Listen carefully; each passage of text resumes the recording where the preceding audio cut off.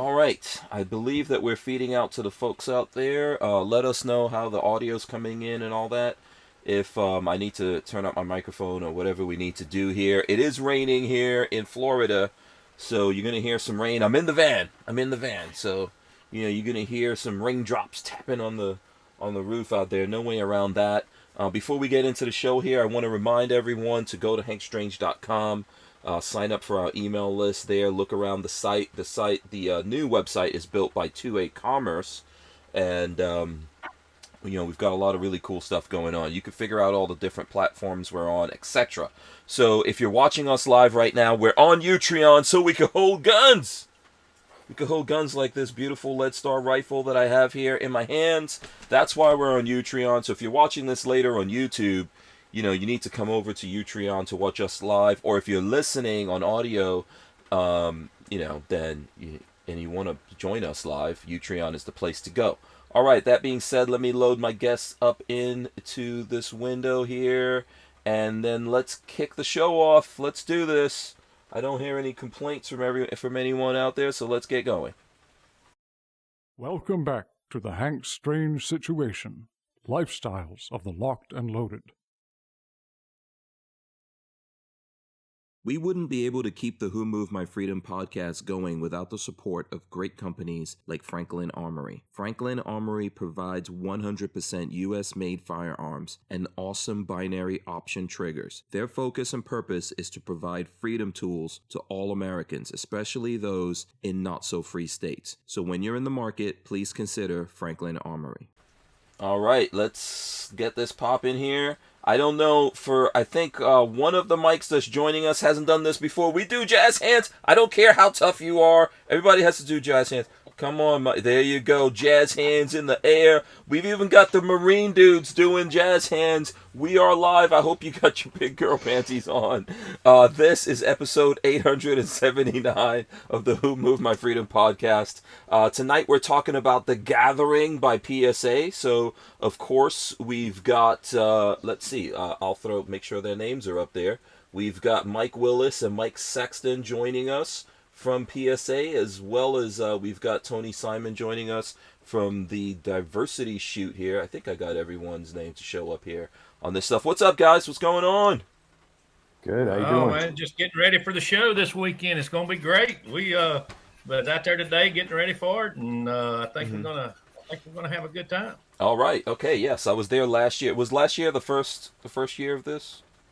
Yes, last year was the first year. That's because we didn't have a SHOT Show.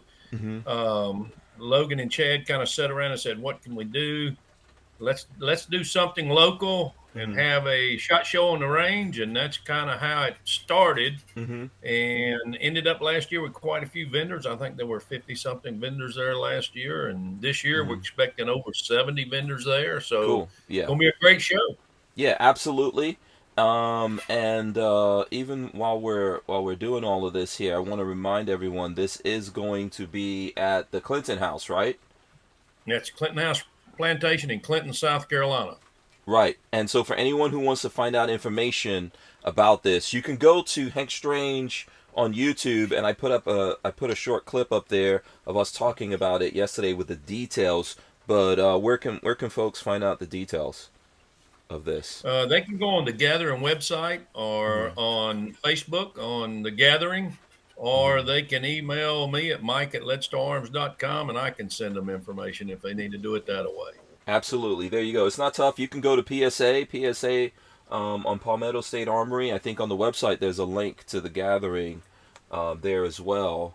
And I think, what's the details? I think 16 and under is free admission, right? Yes, and then I don't know exactly what the charge is to get in. 16 and under is free. I do know that. Yeah, I think it's $40.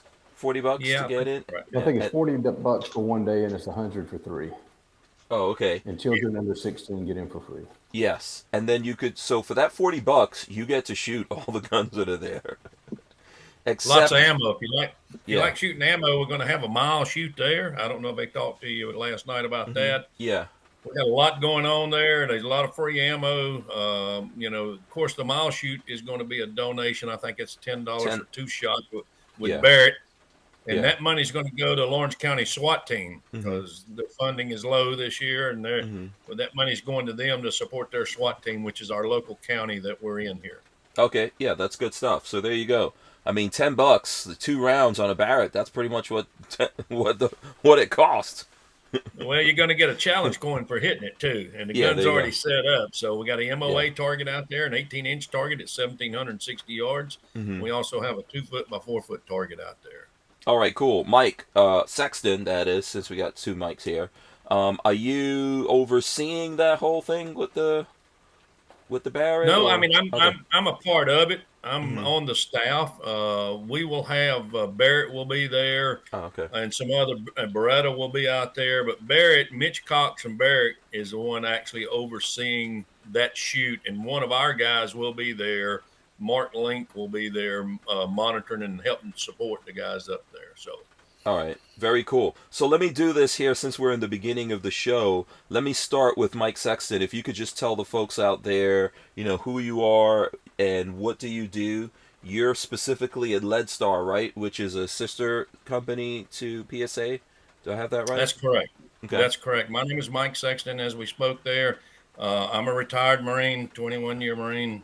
After I retired, I started competitively shooting. Been shooting for over 25 years competitively. Got into 3-gun back in 2001, and I do long-range competitions and 3-gun competitions, and that's how I got tied in with Leadstar. Started shooting for them, helped them with their PCC and stuff like that, and now I'm the director of sales at Leadstar. Okay, cool. And Shelly Fungus in the chat. By the way, you guys, any questions you have, we will get to the questions here. Shelly Fungus says, wasn't Mike your spotter, Hank, for the mile, that is? Yup. Yes. I do a mile. What she's saying, I do a mile day every month, and I get on the glass to help make sure these folks that come out and shoot our mile day at the Clinton House hit the target and get their coin. Yeah. Now, remember, out of my group, the group that we were in, I was I was the first person to actually hit. What was it, like on the second or third shot? I think I hit from a mile with a 6.5 Creedmoor, right? Yeah, that's correct. Yeah, because I'm awesome. It had nothing to do with the rifle. Years ago, yeah, no, this is a couple of years ago. Good right now, at least a couple of years. It had nothing to. No, it was all about the gun, the optics, the gun being dialed in. Mike, I think, was spotting. So there you go. You were actually behind. You were right next to me, I think. Yeah. No, I was spotting. Yeah, you were spotting. Okay. Yeah, that's what I thought. Something like that. All right. So Chad was beside you, helping you with the gun and the dope and that stuff. Oh, okay. Okay. So Mike Willis is on your team over there at Leadstar, right? So Mike, what do you do? Yeah, what do you do at Leadstar, Mike? At Leadstar, I do dealer sales. I've been shooting competitively about 12 years. And I think Sexton and I, we travel now and primarily shoot Leadstar. We shoot long range, 3-gun, PCC, a little bit of everything. Okay, very cool. Is like it? That's not a picture behind you. Is that your personal? Is this your personal workshop behind you here? Because it looks very neat and organized. Me? Yes. Oh, okay. Yeah. Why is it so neat? I mean, what is the deal here? It looks. Yeah. It's new. I built it not that long ago, so now it's still in everything is clean phase. Yeah, congratulations. I know you don't want to see my workshop at all. It looks completely the opposite of that. Yeah, I spend a lot of time down here. Right. Okay. Very nice, man. That's a nice setup. Okay, and then let's go to Tony Simon. If you guys don't know Tony Simon, I mean, I don't know really what's wrong with you. But Tony, you want to give the folks out there a quick rundown of who you are, what you do? Well, the first thing I want to do is move my camera over so you can't see what's behind me because, Willis made me. Oh, you don't. Oh. Yeah. I'm Tony Simon. I run a Second Amendment workshop out of New Jersey, which introduces people of every background, race, religion, sexual orientation to firearms at various ranges in New Jersey and Pennsylvania. We bring them in. We talk about Second Amendment. We introduce them to 2A advocacy groups. We eat some food. We have some fun. And then we go shoot guns. And we do it at a very low price point of $20. And spend like 3 hours together at a range and just break that ice, introduce people, get them to do their bucket list thing if they've never done it, or come out to the range for the birthday. What we're really trying to do is just break the ice, introduce people to each other, and let them see that the media narrative is a lie, and that gun people are really nice people, and owning one doesn't make you evil, and it's a lot of fun, and it's also a human right. So that's what we push. Absolutely. Yeah. That's our thing. Okay, very cool. And we're gonna get deep into this conversation here, but I should say we've got two. So I don't know how do I even point over here with this? I don't know. So so Tony Marine, and then Mike Sexton Marine, right? So there you go. We got two Marines That's right, on the show. Tony. Yeah, I don't know if we have enough crayons around. I don't know. They might not. That's something we don't even know about. That's beyond That's us. right. That's some new stuff. Oh, right, sure, okay. Yeah, so there you go. All right, so listen, let's get into this here. Where should we even start? I mean, obviously we have the gathering going on. I don't know if folks have questions out there, and we've got Tony Simon here from New Jersey, where it's not easy to the fight for 2A rights is not easy, as well as we had these guys here do stuff with Leadstar. I do know one thing, actually, when I think about it, that I want to talk about. We've been talking a lot on the show about constitutional carry in Florida. It failed again, by the way. So in the Republican-led state houses here in Florida, it failed again. Constitutional carry failed again. Let me see if I can get my here we go. Why did Florida constitutional carry fail again? Constitutional carry in Florida failed for the third year in a row, not because Florida gun owners don't support it, but because it seems to have been ignored by the Florida legislature, even after Governor DeSantis made the public announcement that he would sign a bill for constitutional carry if it made it to his desk. And Anthony Sabatini presented the bill yet again. The Florida legislature seems to have an issue getting it to the floor for vote. So that's going on here in Florida. At the same time, I mean, as folks out there know, there's I think Ohio got constitutional carry, right? Yep. I found out yesterday that I was in Alabama for the Georgia SWAT conference, Georgia SWAT conference in Columbus yesterday, and I found out Alabama passed theirs 2 weeks ago and was signed yesterday. So it's a go in Alabama now. Yeah, which is awesome. I mean, congratulations to Ohio, Alabama, Florida. You're embarrassing me. Yeah, they're behind. Come on, Florida. I don't know what's happening here, man. I think, these guys, we got a lot of rhinos here, so we really need to get some pressure. And the governor, DeSantis, who I think has been a pretty good governor so far, even called for it, and we haven't gotten it. So here's the funny part. We have, in Jersey, we have some stuff going up in front of the Supreme Court now. Florida's going to be really embarrassed if New Jersey gets constitutional carry before. Oh, yeah. I mean, listen, it would be awesome. I would be happy to see New Jersey get that, but yes, it will be funny. Oh, dude, that would be the greatest. I mean, Embarrassing. getting it anyway, but dude, beating the gunshine state to it. Oh yeah. I don't know, man. We gotta hold our head in shame in Florida. Seriously, it's South Carolina don't have it yet neither, and we did pass the open carry last year, which changed that. But we haven't passed the constitutional yet, and I'd like to see that happen here also. Yeah. It's coming. I think it's working a little bit at a time. It's eating away at it. Yeah, absolutely. People have to stay on top of their representatives, on top of the legislature, your governors, etc. I think it's a breakthrough. I think DeSantis called for it kind of late. I think, maybe in the next session, I don't know. But we have to keep the pressure up. Here in Florida, we actually put some gun control in several years ago. And I wish we could undo that. But these guys actually, the Republicans here seem to be pretty proud of that. I would like to see all that get undone here in Florida. It's ridiculous. You can't, in Florida now, you can't buy a gun until you're 21. So you could be serving your country, and you can't. Well, I don't know. I'm trying to. I don't know if they put in something for people who are currently serving or not. I would have to check on that, but yeah. But it's crazy. It's ridiculous. You'd have to be gifted it. Yeah. The way around it is you'd have to be gifted it. But I'm like, wait a minute, dude. I could be married my first year in the Corps. I could be 18, 19 years old, marry my, high school sweetheart, and then have to leave her to go somewhere, and she's 18. She can't have a firearm to protect herself and my new family. Yeah. Because you said so, but I can be somewhere trying to, avoid getting blown up or shot in the face for the country. But my wife can't take care of herself at home. It's the most ridiculous thing ever.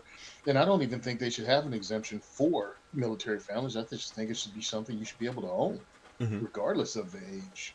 You're an adult. You can do everything else, but you can't own a firearm to protect yourself unless someone gifts it to you.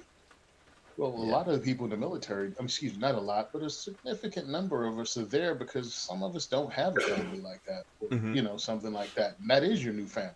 Yeah. A lot of people are on their own at 18. At 18, I was living on my own. Yeah. So I joined the firearms or just pistols? I went in when I was 17, and I was able to carry one, but I couldn't buy one. I could deploy with one, but I couldn't buy one. Yeah. So I agree with you, Tony. Yeah, I think Mike Willis asked if that's just for rifles or handguns. No, it's everything.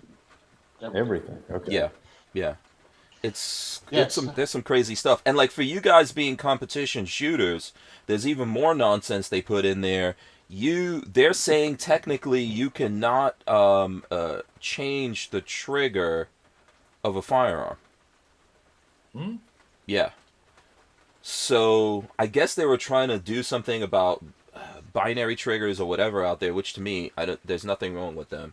But yeah, the way that the law reads is that any firearm you have, you cannot change that trigger or modify it, adjust it. And they kind of put it in there weird. So even though they told me when I asked them about it, they're like, well, no one's gonna do anything about that. But they could just go to a 3-gun match and just lock everyone up if they want to. It would be everyone. Yeah. Yeah. Because we all change our trigger. Right, exactly. They don't do that by mistake. They do that intentionally. Yeah. They do it intentionally to stack charges onto you if they catch you with something. Understand, most firearms owners, legal firearms owners, have nothing to give up. Like when you catch someone who's a criminal with a firearm, you can play let's make a deal because I know something the cops want to know. Man, look, all I have is back in 1970 something, my mom took that little mattress tag off. That's the only thing I know of people breaking the law. Yeah. I don't have a bunch of, I can't snitch on people and get away with stuff. You know what I mean? Yeah. So we're done. We'll get caught because they just did it in Jersey, and that's what they roll with here. We have the Graves Act, which is 4 years mandatory if they catch you with a firearm. But if they catch you with a 15-round magazine, it's 18 months per mag. Yeah. And you have nothing. And again, mandatory stuff. Yeah. So even if it's explainable, let's say. Do we know of anybody that's ever been caught changing their trigger or anything? Well, in Florida, they haven't done anything with it. Because, look, it's up to the DAs and all that, to prosecute, attorney generals to prosecute, right? And it seems fine, I guess, if those people are all Republicans.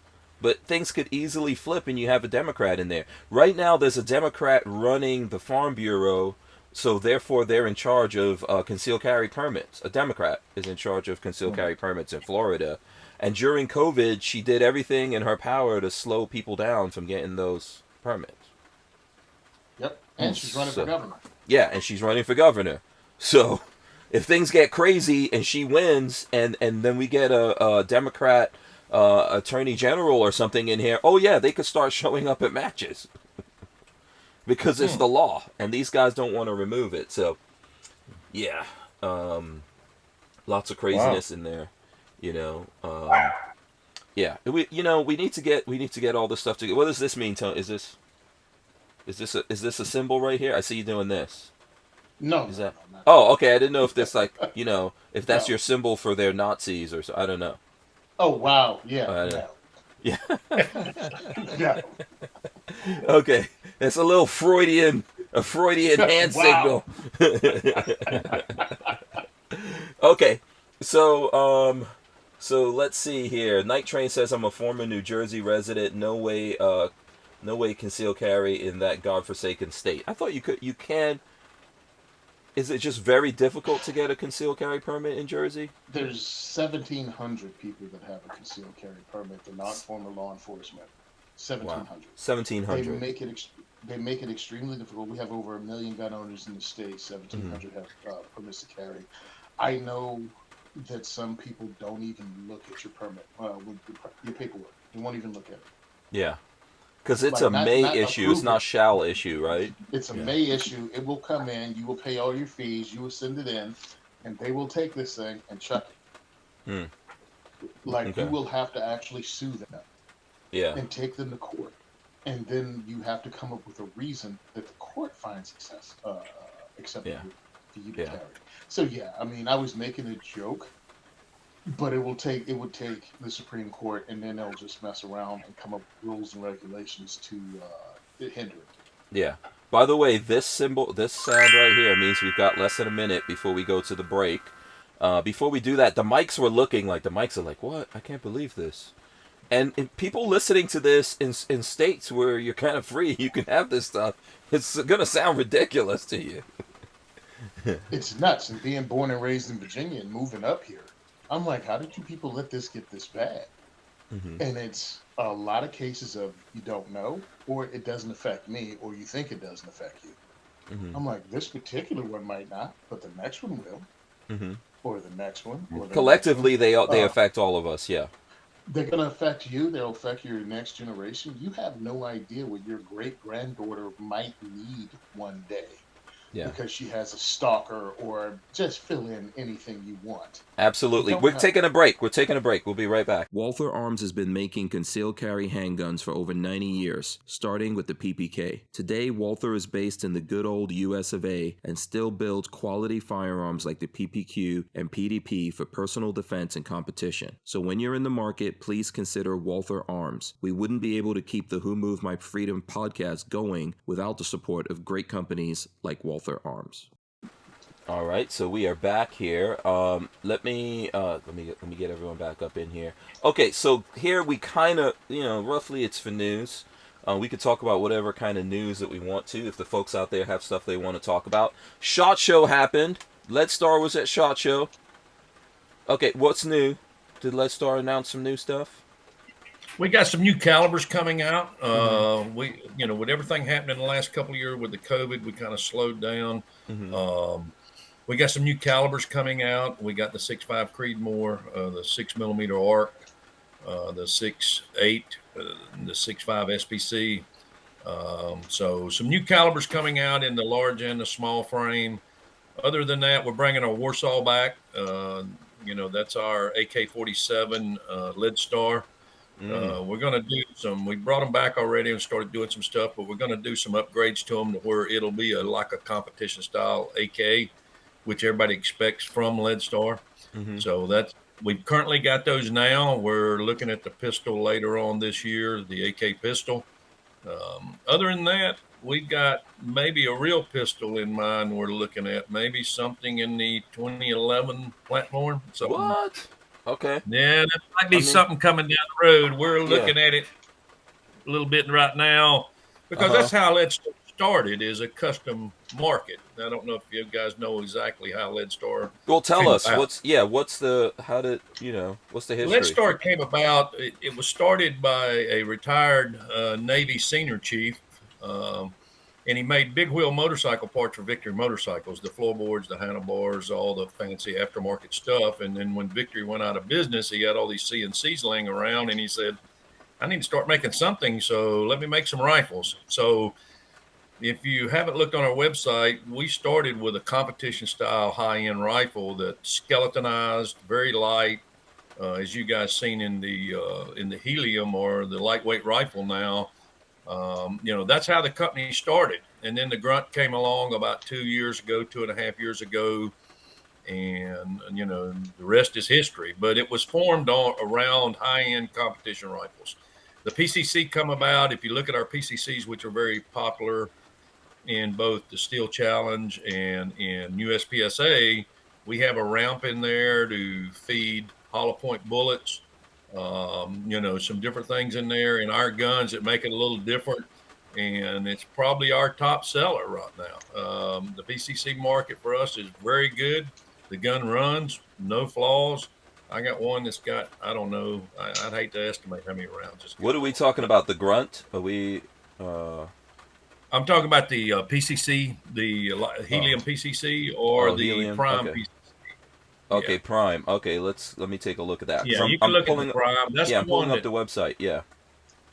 yeah, Oh, I see. that's the Prime PCC. Variation of colors. Very reliable. It comes with a Blitzkrieg buffer. All of our guns come with hyperfire triggers in them. Oh, okay. So they come with a very good trigger in them to start with.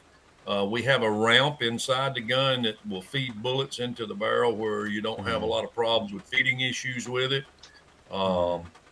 It's a very good gun for is steel challenge. Now our lightweight rifle, the difference in the Prime and the lightweight, the helium, is it's all carbon fiber and titanium. It weighs 4.2 pounds. Is our helium. Okay, so that would be where would I find the helium? It's like LWR. We're having to change the name to LWR down there. That's and it comes in both the AR and the PCC. Okay.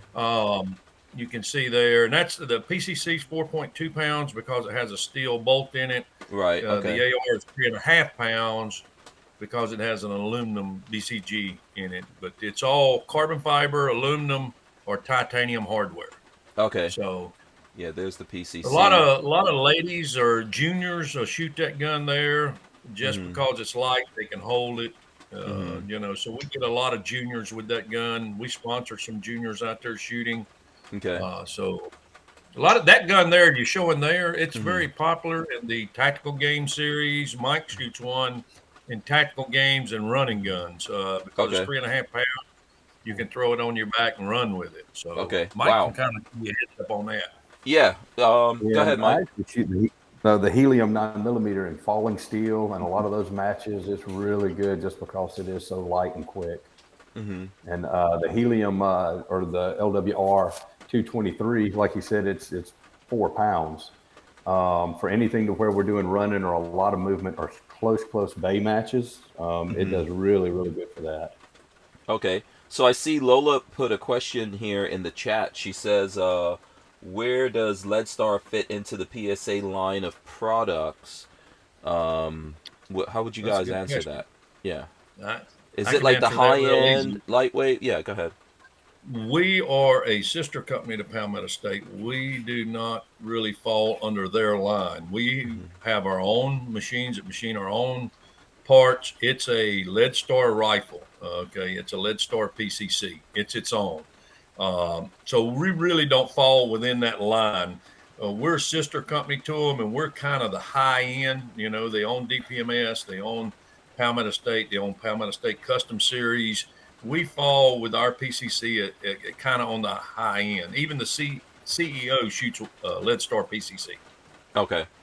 All right. Does that kind of answer her question there? I think so. I don't know if Tony has any questions about anything from Leadstar here. No, I'm going to look forward to the 2011 when they put that out. Yeah. Well, we do a lot of law enforcement too. So, our Grunt series, we offer law enforcement discounts, active duty and retired law enforcement or military. And that's where I was at this weekend at the Georgia SWAT conference. We have probably over 300 guns in law enforcement now, both in SWAT team and patrol right now. So we do full auto. We do SBRs for law enforcement.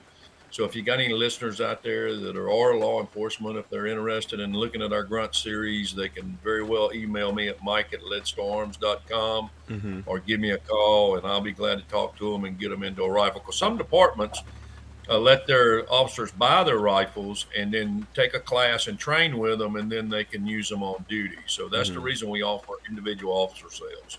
Kind of like the Glock program, if you want to say. Okay. How many police departments are doing full auto? Very few anymore. I mean, we're fixing to supply 5 to a department up in North Carolina for their SWAT team. But most of the guys are doing semi-auto now, and most of them are still around the 12.5-inch SBR. I've got a couple of departments that bought pistols, said they didn't want to have to deal with the paperwork. So they actually bought, 12 No inch kidding. You mean like the rest of us? I mean, so they didn't want to have to deal with all that. And I've got a couple of departments that are saying, well, I don't want to do the pistol because I don't know what's going to happen to the brace down the road. Yeah, that's what I was going to say. What happens when the ATF messes that up? Are they going to go lock those guys up? Well, they'll just have to secure those guns somewhere, So and then resubmit for new guns. But so I mean, 2 departments, one in Vermont, and one in Utah, is running pistols. One of our pistols. So we do, like I say, the 16-inch gun, our Grunt Series 16-inch is probably the top law enforcement gun that we send out there for patrol. So, and we just won a DOD contract last week. We got 100 ready to go somewhere. I don't know if I can really say, but we got some ready to head somewhere. So so we're supplying them all around. If I see some flashy, if I see some of these flashy guns, I'm gonna know that it's Leadstar when I see it in Ukraine. And it's got like a red stock on it, skeletonized grip. I'll be like, damn. Some kindergarten teacher's going to be trolling with. Yeah, I'll be like, I know exactly what that is. It won't have Grunt written on the side. Okay. Yeah. Yeah. It's funny. Anastasia will have one of those in the Ukraine. Yeah. With a Hello Kitty sticker on it. Oh my Lord. That's it. Yeah. So you know what's funny, and I don't know if this is true or not. This is a total rumor. So, and I know obviously the ATF is looking at all these things. I heard that when the ATF comes in with their ruling that you're going to have a certain time that you need to register all these pistols as SBRs, but that they're going to waive the fee. I don't know if anyone else has heard that. Yes. Yes, I've heard that. Yeah. Well, then every single gun I own is going to have a pistol brace on it. I'm SBRing everything. My Mosin McGott's going to have one. I'm putting in 100 SBRs at that time. Exactly. We all said that. We're all going to take all of our guns and make them SBRs. Yeah. But that's what I heard. But that's been about a year since I've heard that now. So that's kind of, the SIG thing, we call it the SIG brace or the SBR brace. It goes in and out. We hear the rumors, it goes away. We hear the rumors, it goes away. Do we really know what they're going to do? I don't know if we know what they're going to do. Hopefully we'll win the House and the Senate back this year and get the gas prices back down so we can afford to go buy one at the store, So I don't know. We'll see. Yeah. We don't know, except, when a lot of stuff like this is going on and administration is having a tough time like this, it seems kind of easy for them to push the ATF to do stupidness. Yeah. But we just have to deal with it, yeah. Right now we got a lot more going on in our country than somebody sit around and worry about how I shoulder my gun. I know. Yeah. But, absolutely. We got those ones up there that like to set aside, and that's all they got to do. Mm-hmm. They ain't got nothing else to do. But yeah. Okay. So let's see. I don't know if there's any questions coming in here for the Leadstar guys. I have one. When are you guys doing a bullpup? Probably not. Come on. No, I don't see that happening. That would take a whole new development type deal. And, our next rifle, I can tell you, rifle that we will produce beside, we'll call them exotic calibers, will be a bolt gun. We're looking at an entry-level bolt gun and a high-end bolt gun. We're already working on some stuff. It kind of put us aside last year with COVID that we really wanted to do that. I'm a long-range precision shooter. We're looking at a bolt gun down the road, so possibly. Let me ask the 2011 also for you, Tony. Okay, there you go. So why do you guys hate bullpups then? Why do you hate bullpups so much? Yeah, it ain't that I hate them. Uh-huh. It just I already got something that works. Why change it? Because it's awesome. Have you ever tried to run a competition with any bullpups? Seriously, have you ever? There's some dudes competing. You're talking about Kel-Tec. So you live in Florida, and that's where Kel-Tec's from. They got bullpups. See, it's not the only place. I know those guys down there. So listen, IWI is coming to the gathering, right? They've got bullpups. Yeah, Jeremy's coming. Jeremy will be there. Oh, okay, Jeremy. Okay, cool. Yeah, I've known Jeremy for a long time. I think I've known Jeremy back when he worked with Armory. Yes. That's how long I've known him, and he is a Yeah, Florida me boy. too. So we've known Yeah. him about the same amount of time. Yeah, exactly. So I think he went to FSU just like my older son is going to right now. So if I'm not mistaken, which that's not a good sign for either one of them, to be honest with you. Yeah, we could send you a tiger paw if you really needed a real tiger paw. Yeah. Because we're Clemson guys. Both Mikes right, are no. Clemson. Oh, okay. Yeah, I mean, I believe that. I believe it. I believe it. But listen, trust me, I don't even know a lot about sports. I'll tell you guys that right now. Because we had the guy, the guy from Right to Bear, which Yes. they're also going to be at the gathering, but they're also under the PSA umbrella, and this is like where insurance that you can get in case you get into a shooting, etc. So what's the name of the who is it from Right to Bear? Is it Josh? No, it's not Josh. I can't think of his name, but he was a quarterback for Carolina Gamecocks. Oh, okay, yeah. The guy who's right there. Okay, okay. He was a starting quarterback for Carolina. Oh, okay. Is he a big dude? I haven't met him in person. No, he's not. Oh, okay. All right. Okay. He's probably listening and going, what is he saying? Yeah. Yeah, we'll see him at this thing. But come on, man, do some bullpups. Come on. No, I don't see it in our future right now. Uh-huh. I mean, okay, we got a lot going on, and again, I mean, I know you've seen him in the Marine Corps, Tony. You saw him when you was overseas. The guys, different countries running bullpups and stuff, and I know I seen them, and some. I mean, it's nothing wrong with it. I think I can make a faster mag change on a regular AR than I can on a bullpup. Mm-hmm. I think it's training. Yeah, it probably is. Yeah. It's training, but still, I mean, if you think about just basic Marine Corps boot camp and the number of hours that we manipulate that rifle, it's second nature to us. So then to have me try to relearn using a bullpup, oh, you'll be fine. It will take. I mean, I have one right here, and it's like it's still nowhere near. You can do it fast. The IWI got the first time I did a bullpup video. I think it was the Tavor, the IWI Tavor, and then I went to SHOT Show, and those IDF guys were waiting for me at SHOT Show. Like, come over here, let me show you something, and then they would show me, okay, you got to hold it like this, and they could do it pretty fast. So I think it's just training, Well, but it's hard to teach an old dog new tricks. I've been running ARs. I went in the Marine Corps in way early 70s. Okay. And I shot, Tony, I shot the M14 when I went in. So does that tell you anything?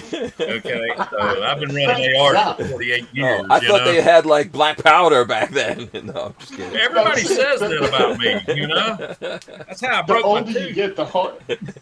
The older you get, the harder you find less and less dudes that were in before you. So thank goodness I found. Right. Oh my gosh. Yeah. I mean, I shot 1911s that rattle out of your hand when you pulled the trigger. Yeah. But I was also in when we got the M9. So. Yeah. Well, and even what you're saying about a mag change, I've seen guys run 1911s so fast. So younger guys in the gun thing, they're like, 1911. What is that? Is a 1911 even 8 rounds? Most of the guys running in IDPA and that stuff are running 10 rounds, I think, now. Okay. In ESP.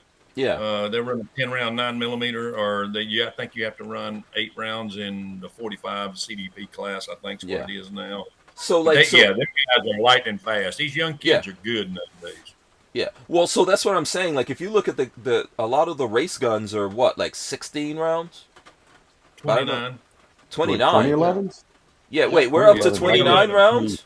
Since when? 2011 race guns got 29. I get 30 in mine. Holy. What? Yeah. Okay. Got to run ground springs and followers. Yeah. 170mm mag, yeah. Oh, okay. Mike and I both run Infinities in pistols, and they run in the race gun. They run 29 to 30 rounds. Okay. That's real money right there, baby. That's real money right there. Yeah, I don't know. I gotta look up Infinities. What is I never even heard of this. You'll look it up. You'll know what I'm talking about. Oh, it's SDI. No, it's almost a 5. It's real close to being a 5-digit number. Yeah. Oh, it's not SDI. No, it's just Infinity. That's the name of it.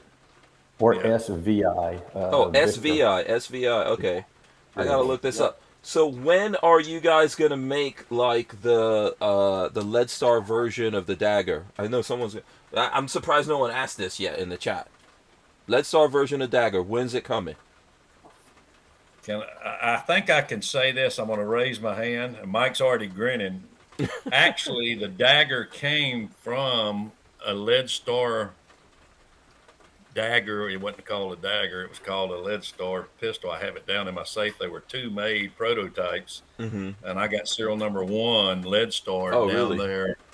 Okay. Yeah, in my safe. And then the dagger came about. So, yeah, that's what we run right there. Holy, what? That's like a space gun. Yep. But it's fun. Okay, all right. Yeah, you guys are way, way, way out there. Yeah, that's crazy. Okay. Yeah, so go ahead, Tony. No, when I went through my instructor certification for handgun, one of the guys had one built. And I'm like, hey, what's the difference between a nice 1911 and your race gun? After I shot his gun, I turned around and cursed him out. I was like, dude. Because all of a sudden he raised my awareness level up here. I'm like, I really didn't need to know this. I really didn't need to know this existed. Yeah. It's a true story. When you get one of those, it's buy once, cry once. Because you cry when you buy it. But it's the cat's meow. Yeah. What are you going to say, Willis? Yeah, we both, Michael will run one also, 38 Super Comp. So we'll even run different rounds so that you'll get a little more gas, and it's got holes in the top of the barrel and the comp. So you can get a little, it just shoots a little bit flatter. Okay, awesome. There you go. Someone in the chat, let me see who said this. 42 Chilled said, M14, this is my rifle. Yeah. So there's M14 dudes out there, apparently. Hey, I'm gonna tell you. That lights out. People right now go out to the range. They carry scopes to shoot 500 yards. We didn't have scopes. We had iron sights on those M4. We wouldn't be able to keep the Who Moved My Freedom podcast going without the support of great companies like High Point Firearms and Full Forge Gear, bags and gear for everyday life. Did you know High Point is an American family-owned and operated company located in Ohio with over 30 years of manufacturing experience? High Point is proud to be the home of the working man's gun and your source for affordable handguns and carbines with a lifetime warranty. So when you're in the market, please consider High Point. All right, so sorry about that. You got cut off there. I was not paying attention to the me neither. Yeah. To the timing down there. We are in the Gorn section. We'll get to some Gorn. What were you saying, Mike, before you got cut off there? I was just saying, we went to the range with iron sights and shoot 500 yards back in the day. Now everybody goes to the range and shoot 500 yards. They got to have a scope because they don't think they can shoot it, So the M14 would do its business back in the day. So yeah, that's all I can say. That's a good 308. 308's been around for so long, and it's a great cartridge. Yeah. I mean, now everyone has to have red dots. I haven't fully gone over to the red dots on the handguns and all that, but it's a thing now, though. We're here. We're setting. Well, what are you going to do? What are you going to do if the battery goes dead when you really need it out in town? You better have some good iron sights. Your iron sights. Yeah, absolutely. I totally agree with you. Yeah. So okay. So who's got Gorn? Who wants to show off some guns here? Who wants to show off some guns? Tony's okay. Tony's bringing out a bullpup. Boom. Let's start with the bullpup, so that because these guys from Lead Star don't know what a bullpup looks like. We got to show them. Well, this is the funny thing. This is obviously, I just heard your High Point commercial. So this is a High Point and a High Tower Armory bullpup chassis. Yeah. So we've taken this out and we've introduced new shooters to firearms with this. Because it's shorter, if you've shot the High Point carbine before, it's a little front end heavy. So when we put this together, and I'm talking about small statured people, they feel the weight towards the back, and they really enjoy shooting this. And then when I give them the price of it, it blows their mind. What caliber is that? 9mm. Oh, 9mm. 9mm. Okay. 9mm with Hollison red dot, Streamlight flashlight on a Vickers mount, and we just picked up this, and I'm testing this out so we can do an interview later. It's a sling from one of the companies. But yeah, we really introduce people to different firearms because you never know. New shooters, they might be uh, people have either a really inflated idea how much a firearms costs or a really new idea how much a firearm is. So when you tell someone, you know, you can get a high point carbine for like $300, they're like, oh, okay. But then you see some people and they're willing to spend a lot more money. And I didn't even know that existed when I first started because I mean, I started out, you know, my first gun was a Mosin Nagant when I got out of Corps, only because I like the history behind guns. I like surplus guns with a story.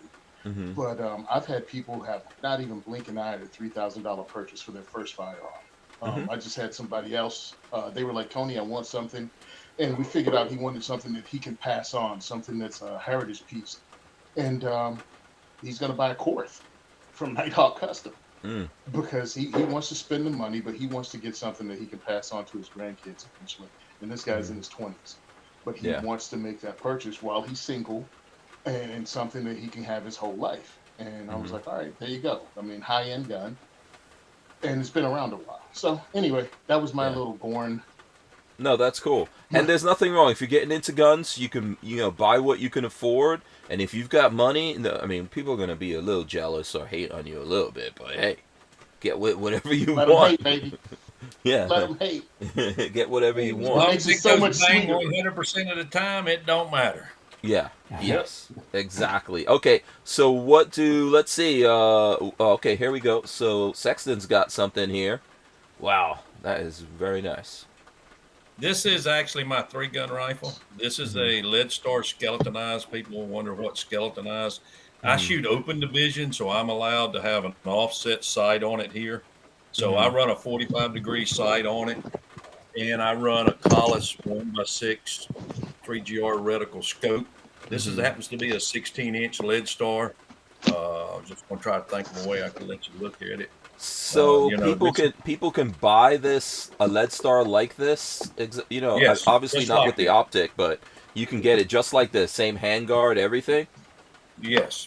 Okay. This is a prime. I just run a fixed buttstock on the back. Oh, okay. You can see it here, but I can put that on it, or it comes with a different polymer type. But this is the lead star type chassis that we have here with the skeletonized that lightens the rifle up a little bit. And of course, it all runs hyperfire trigger. I run a 60-degree safety in the gun. You know, I like an extended mag release button just for speed and different types of things like that. What's the poundage on that trigger? 2.5. Okay. All right. You can change these to, this is the Eclipse Hyperfire. You can change the springs from 3.5 to 2.5 pounds in it. So, okay. Can I see that? Can I see that? That pistol grip? What is that pistol grip you have on there? Where? Yeah, just go up a little bit. Yeah, your pistol grip. Yeah. Oh. What is that? Yes. Yeah.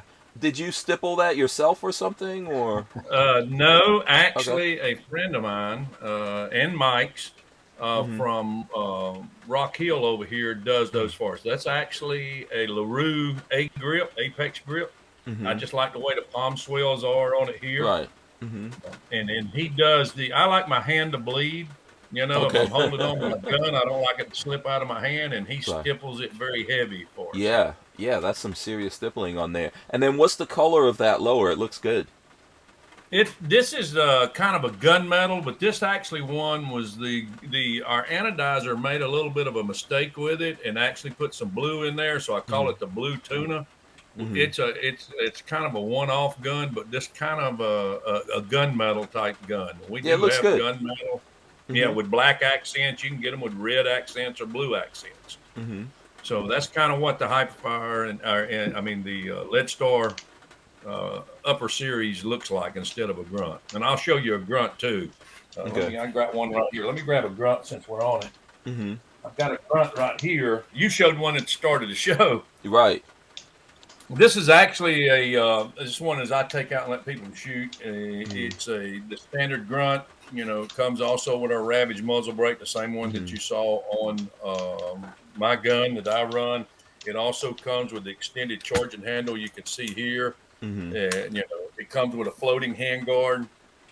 It also comes, everything is nitrated, so for easy cleanability. And it also comes with a Hyperfire.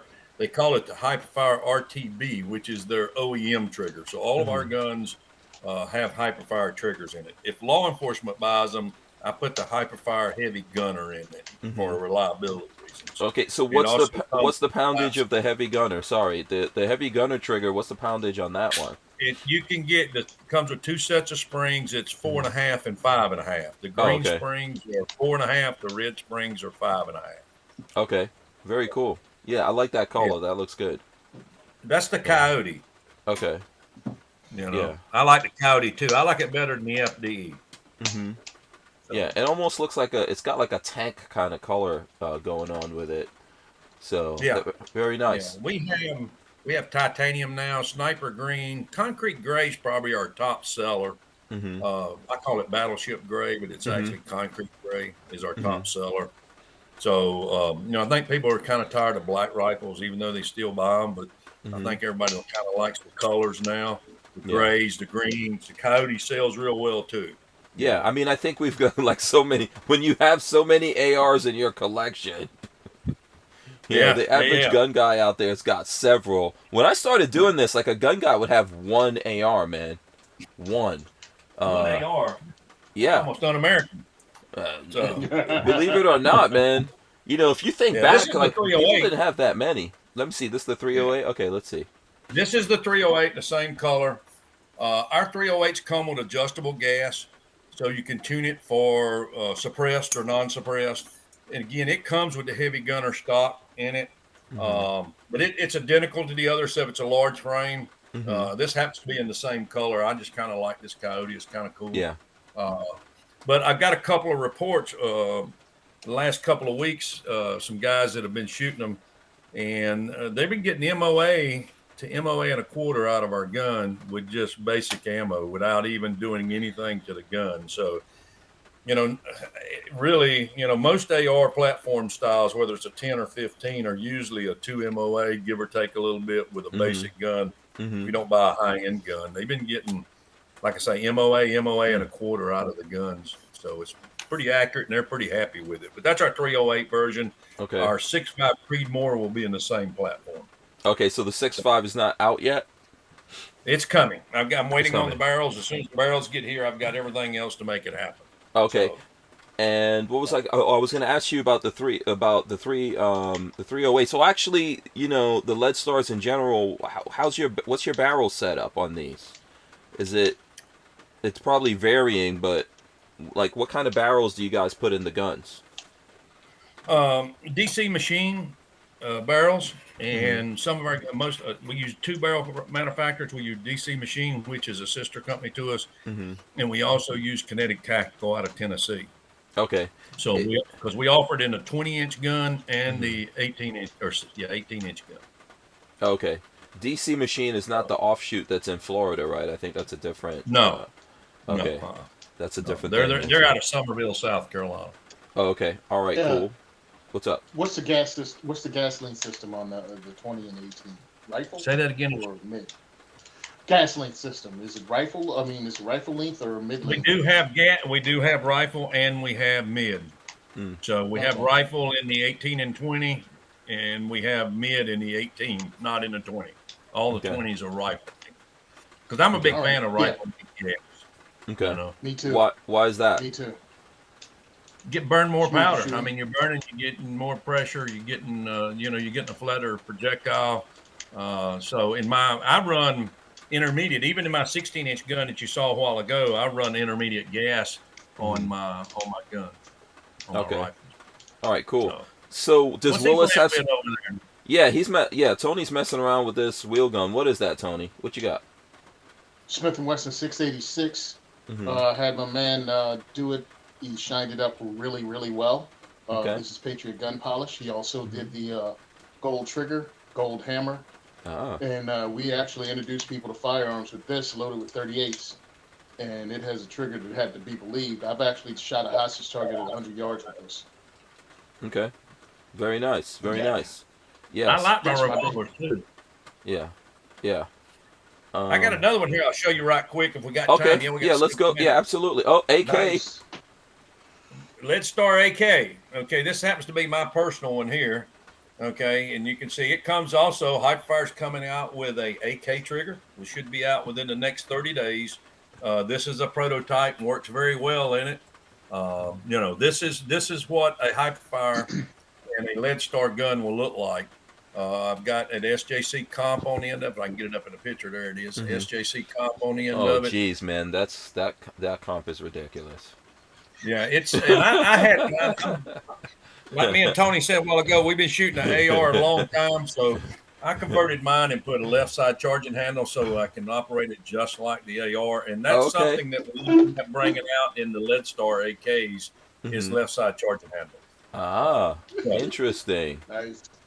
Interesting. That muzzle brake got Helen Keller writing you hate mail. Yeah, I'm telling you, like, what is the deal with that thing? That looks like it should be on a tank. Yeah, I got a lot of little extras on it, like the safety on this gun.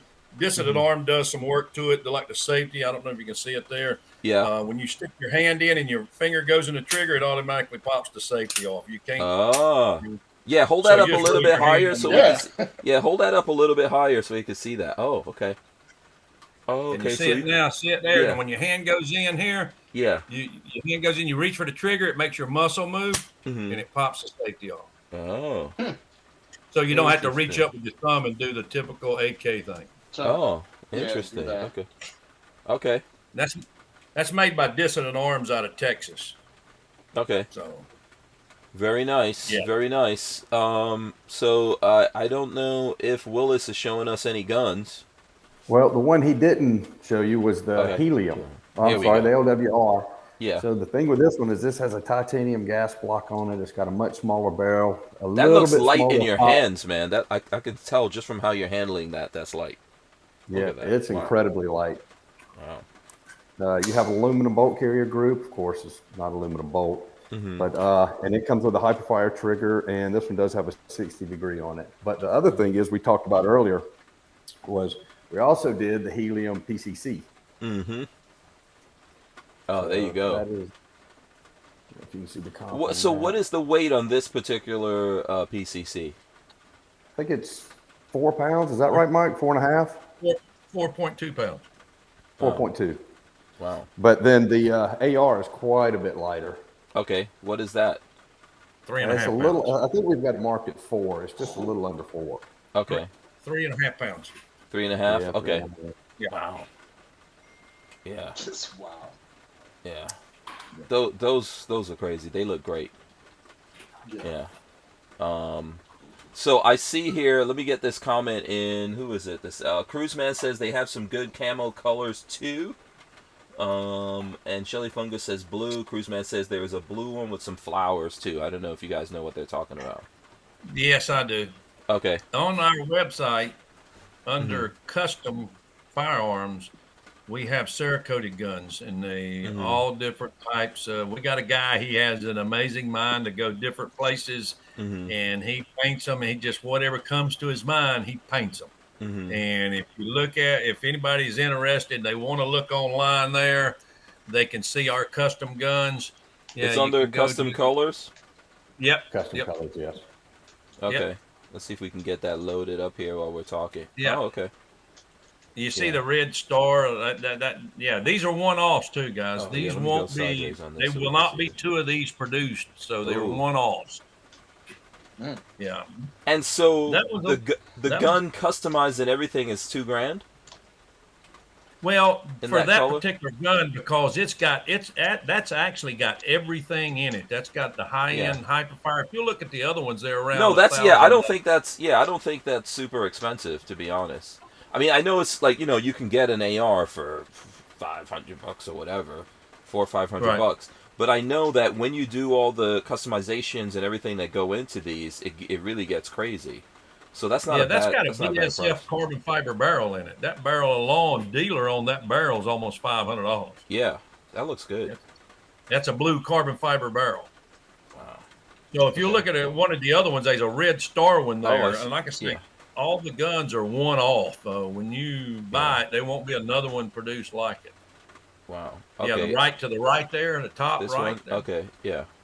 Yeah. See, that's the kind of stuff. That's a barrage. Oh. That one's 15, but that's a barrage. Well, that's Mhm. actually a prime that's been painted. So, Okay. you know, Yeah, that's cool. I like that. Let me see. And so the blue one, I think I just saw the blue one. Is this the blue one yeah. that these guys are talking about Yeah. right here? Blue See, camo. that was $9.99. Yeah. For a gun that's customized like that, that's not really bad. No, Wow. no. And they're one off. So when you show your friend, he can't get one like it. Wow. So whoever's doing this is how is it one off? Explain that to me. It's just like because each one is painted differently. Okay. He paints what comes to his mind. Okay. Okay. We call him String Bean. That's his name actually. Okay. And he paints what comes to his mind, and that's the reason there's not two yet alike. You know, Okay. I mean, when he thinks of it, he paints it. Now we also do. We had a guy that his father was a Marine, and he painted one up. Look, the charging or the handguard looked like a pair of dress blue trowel with a red stripe down it, and it had his gunny symbol on inside. You know, we do stuff like that for people too, special. Oh wow. So Okay. yes, Yeah. so No, that's very nice. He's a real good airbrusher. He's really sharp with that stuff. So how does that work? He paints it and then it's there on the website and you buy it, or when you buy it, he paints whatever he likes. How does that work?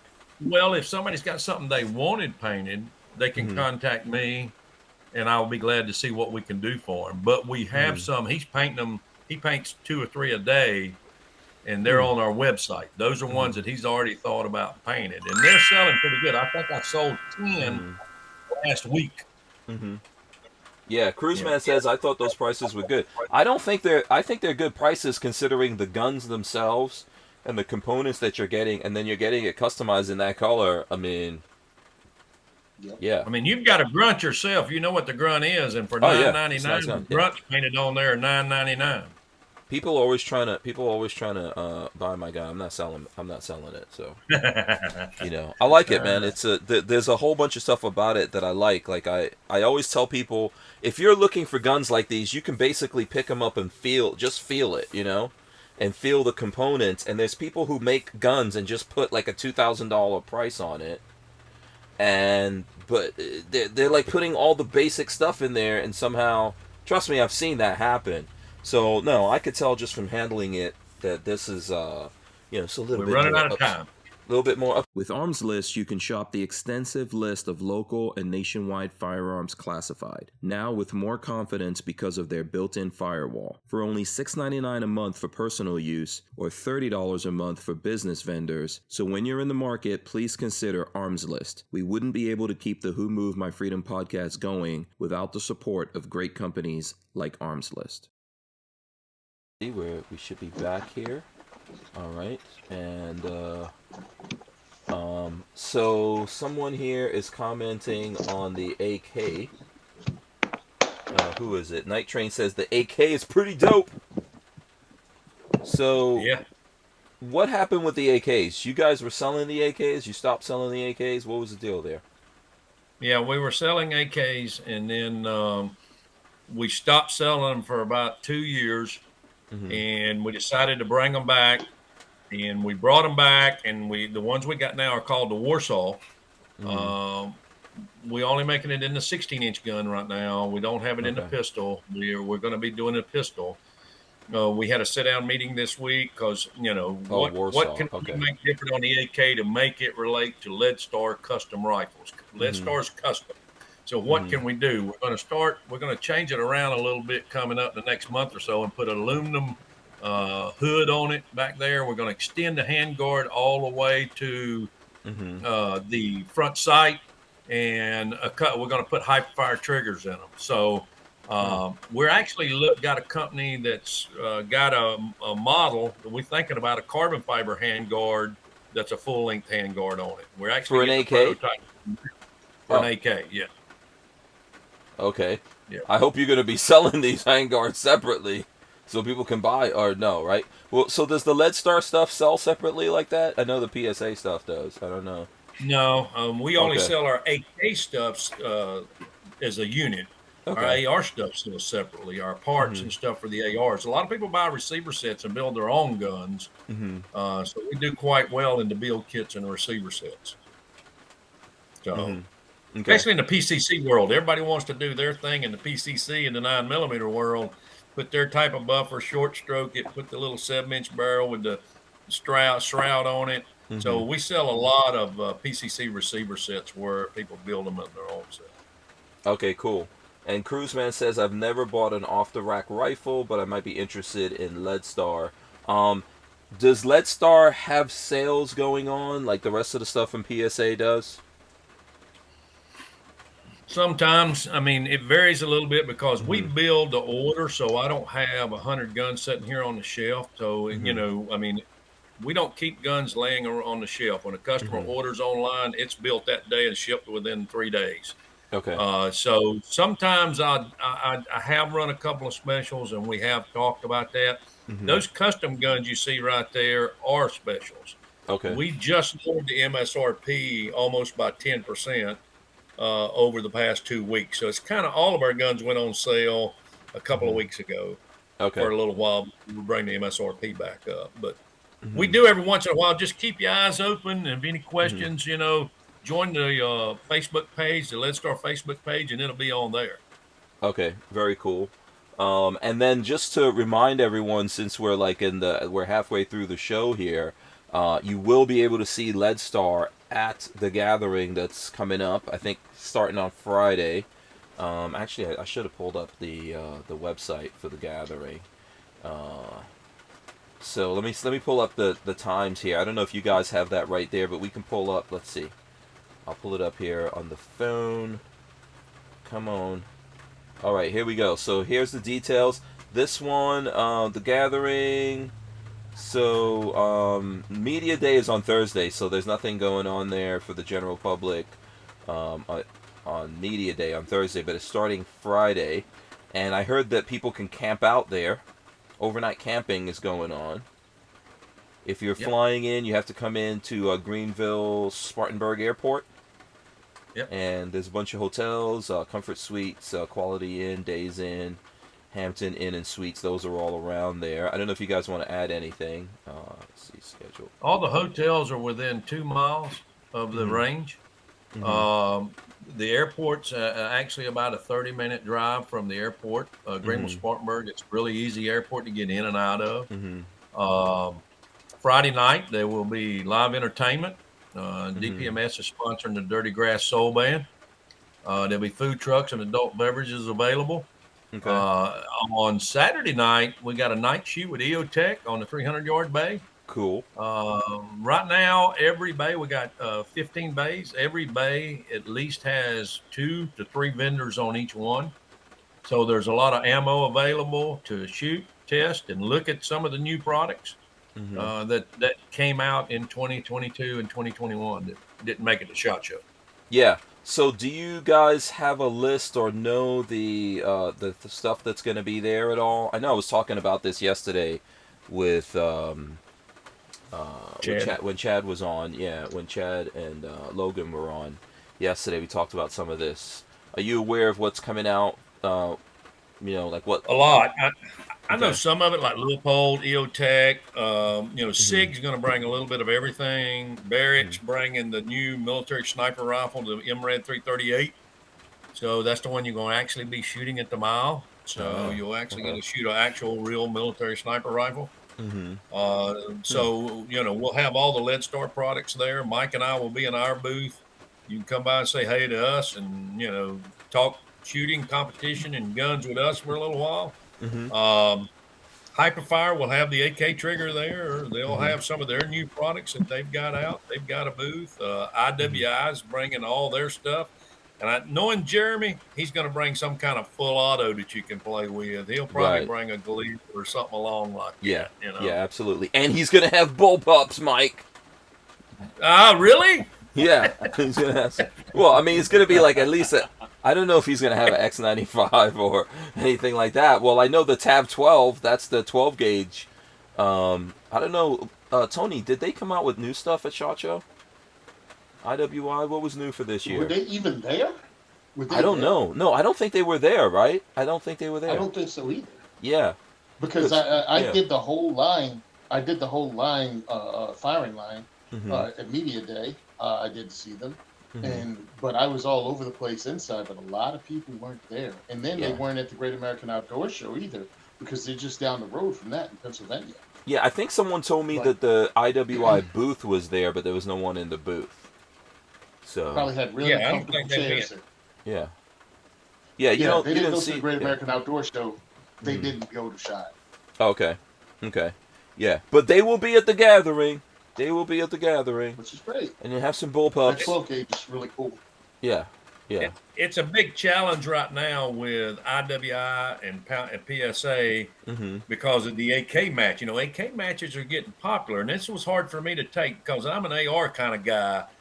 But when I started working with Lead Star, Chad come to me and he goes, "You're going to see that AKs are taking over." And I went, "Nah, no, I'm talking I'd use one of them if I took it off of somebody, you know." But let me tell you, this stuff's getting crazy with this AK stuff. This AK Masters that they put on during the summer, you guys need to come to that. That's in June, right? I think Chad was saying that's in June. Okay.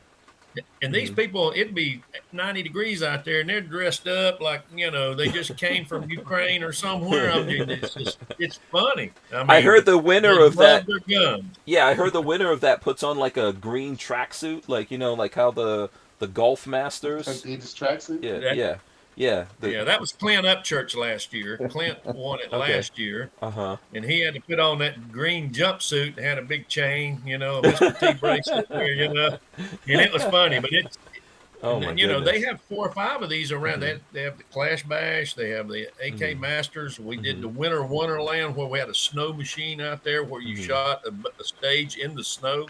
You know, we had a snow machine blowing snow. Oh, wow. So these people loving their AKs. Yeah, man, and PSA is doing a lot in the AK space. So, like, American-made AKs, PSA has totally, like, changed that whole game. That sure are. Yeah. Fooled me, let me tell you. I'm waiting for the crank. I wonder, is Leadstar going to do a Leadstar crank? No. Come on, right man. now. No?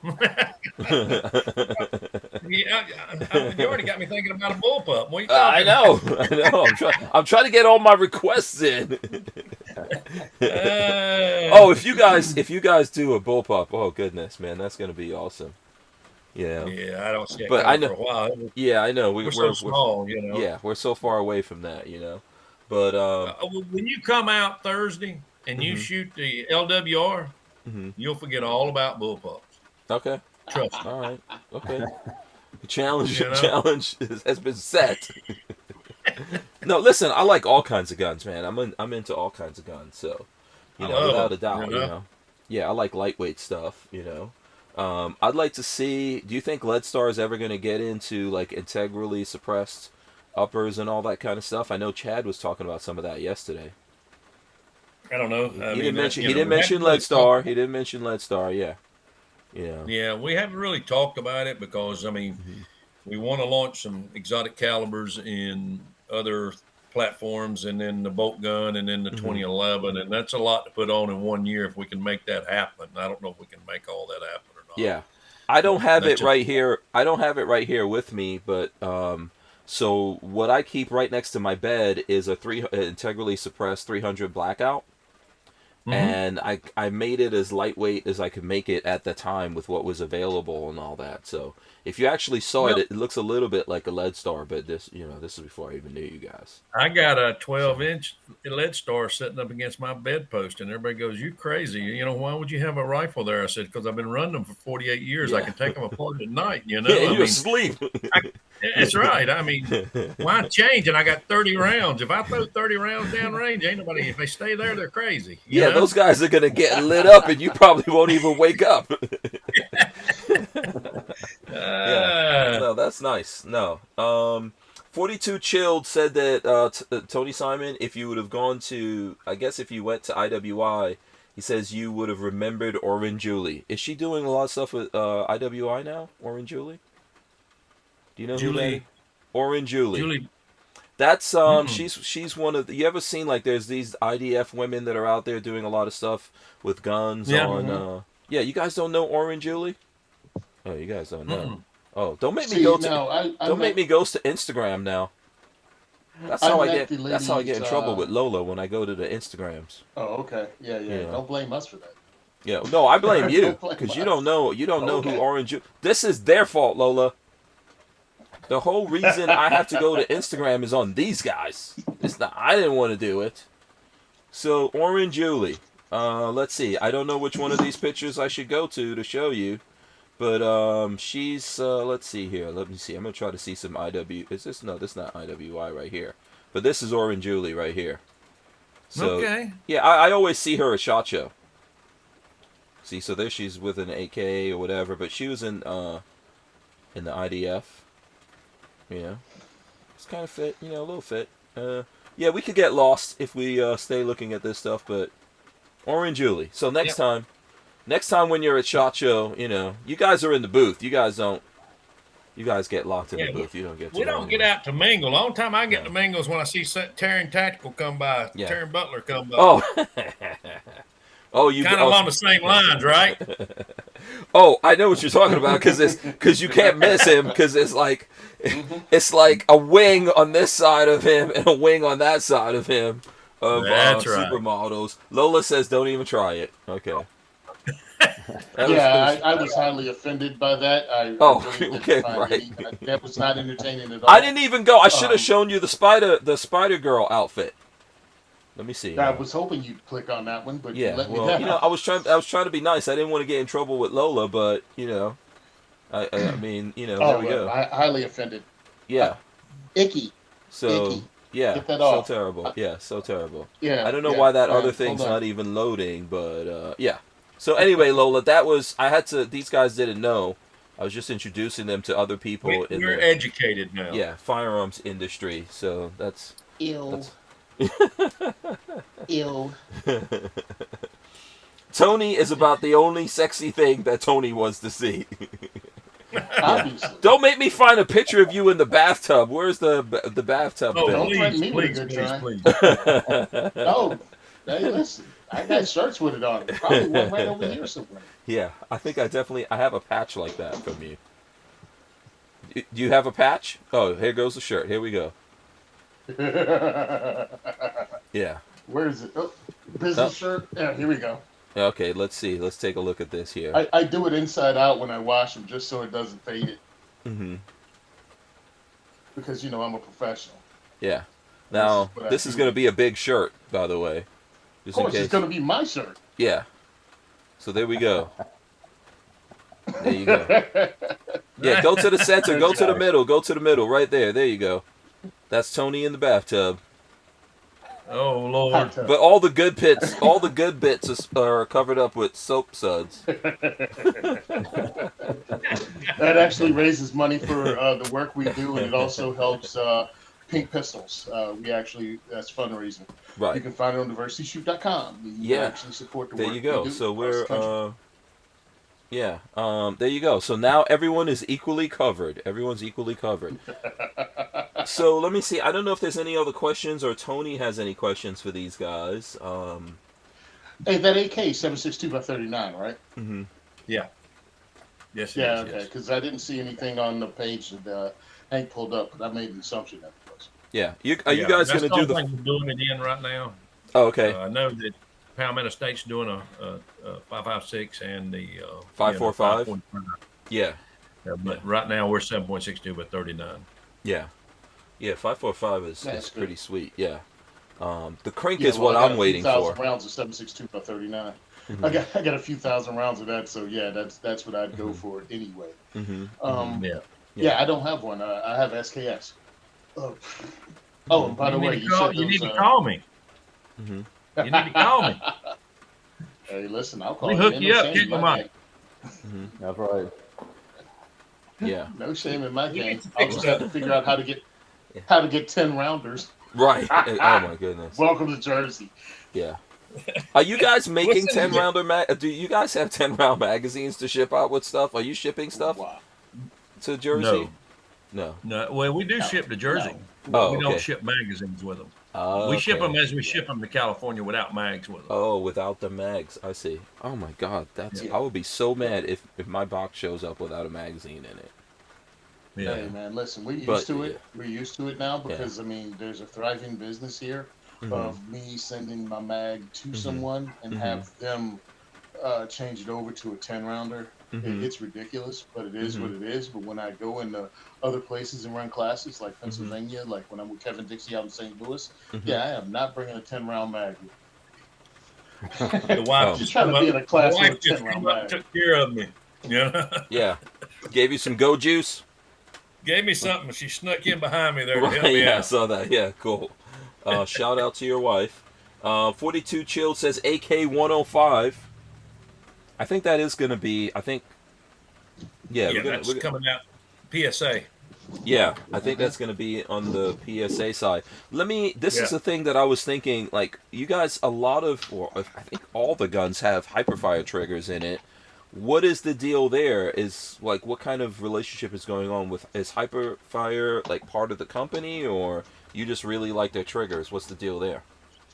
Yes, all the above. No, I'm very lucky and fortunate to have quite a few sponsors with my 3-gun, and Hyperfire has been with me. I actually helped do the R&D work with Hyperfire when they first came out, and they have a very unique design, and they're very good triggers, and they're very big in the market now. And so I know they're reliable. I know they work. They don't break that often. They're top in PCCs, and when I joined with Leadstar at the time, I showed it to them. We talked about it, and we just have a good relationship with the Hyperfire guys. I drive a Hyperfire truck. It's wrapped Hyperfire, so if that kind of tells you anything. So yeah. So how light is the trigger on that truck? It's being an old truck, it's still got some giddy up go, but it's they're a very good group, and they're working really hard to get a good trigger out for the AKs for the people and the different things like that. They're out of St. Paul, Minnesota, up there, and they help the shooting world quite a bit. So absolutely. Have you tried one yet? Hyperfire triggers, yes. Absolutely. Okay. Have you tried the Eclipse yet? The ECL Eclipse? Is that a newer one that just came out? That's the nickel boron one that's got the pad on it. It's got the little pad, adjustable pad. Okay, no, I don't think I've tried that. I know the Hyperfire triggers, man. You basically think about pulling that trigger and it's pulled. Yeah, that's it right there. Oh. Okay. Yeah. And that's adjustable pad. You can adjust it up and down. That's a flat trigger for the people listening on audio. And then you can adjust that pad up and down, you're saying? Okay.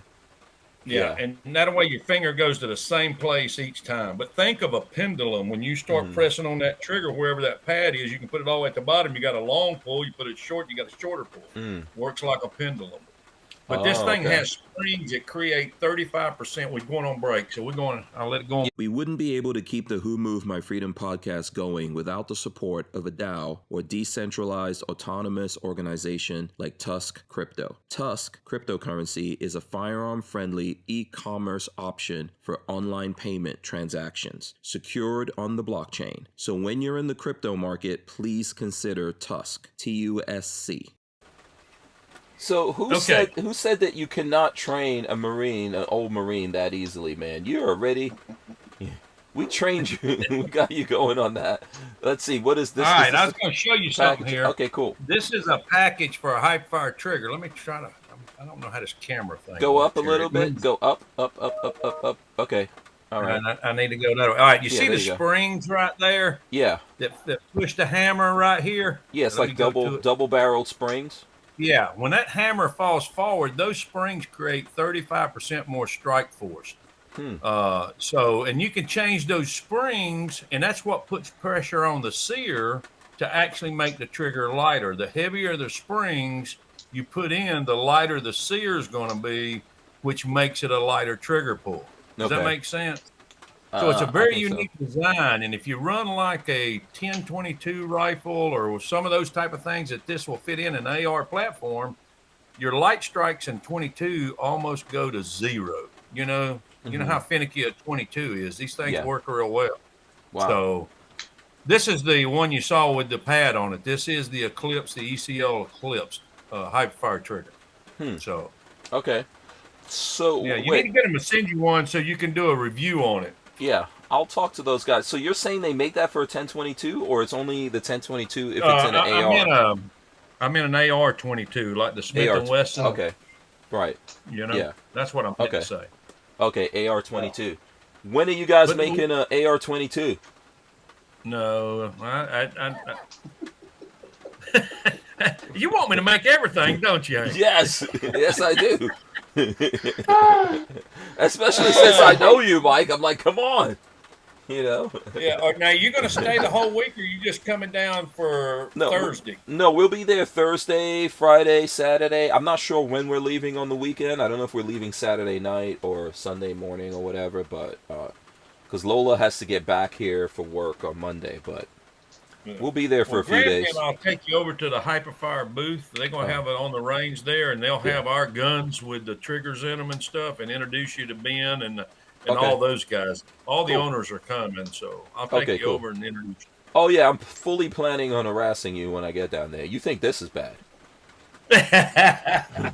Come on over. We're good at it. Yeah.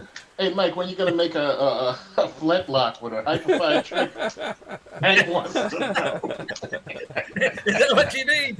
Or, wait a minute, Tony, are you insinuating that's what I shot in the Marine Corps, or what?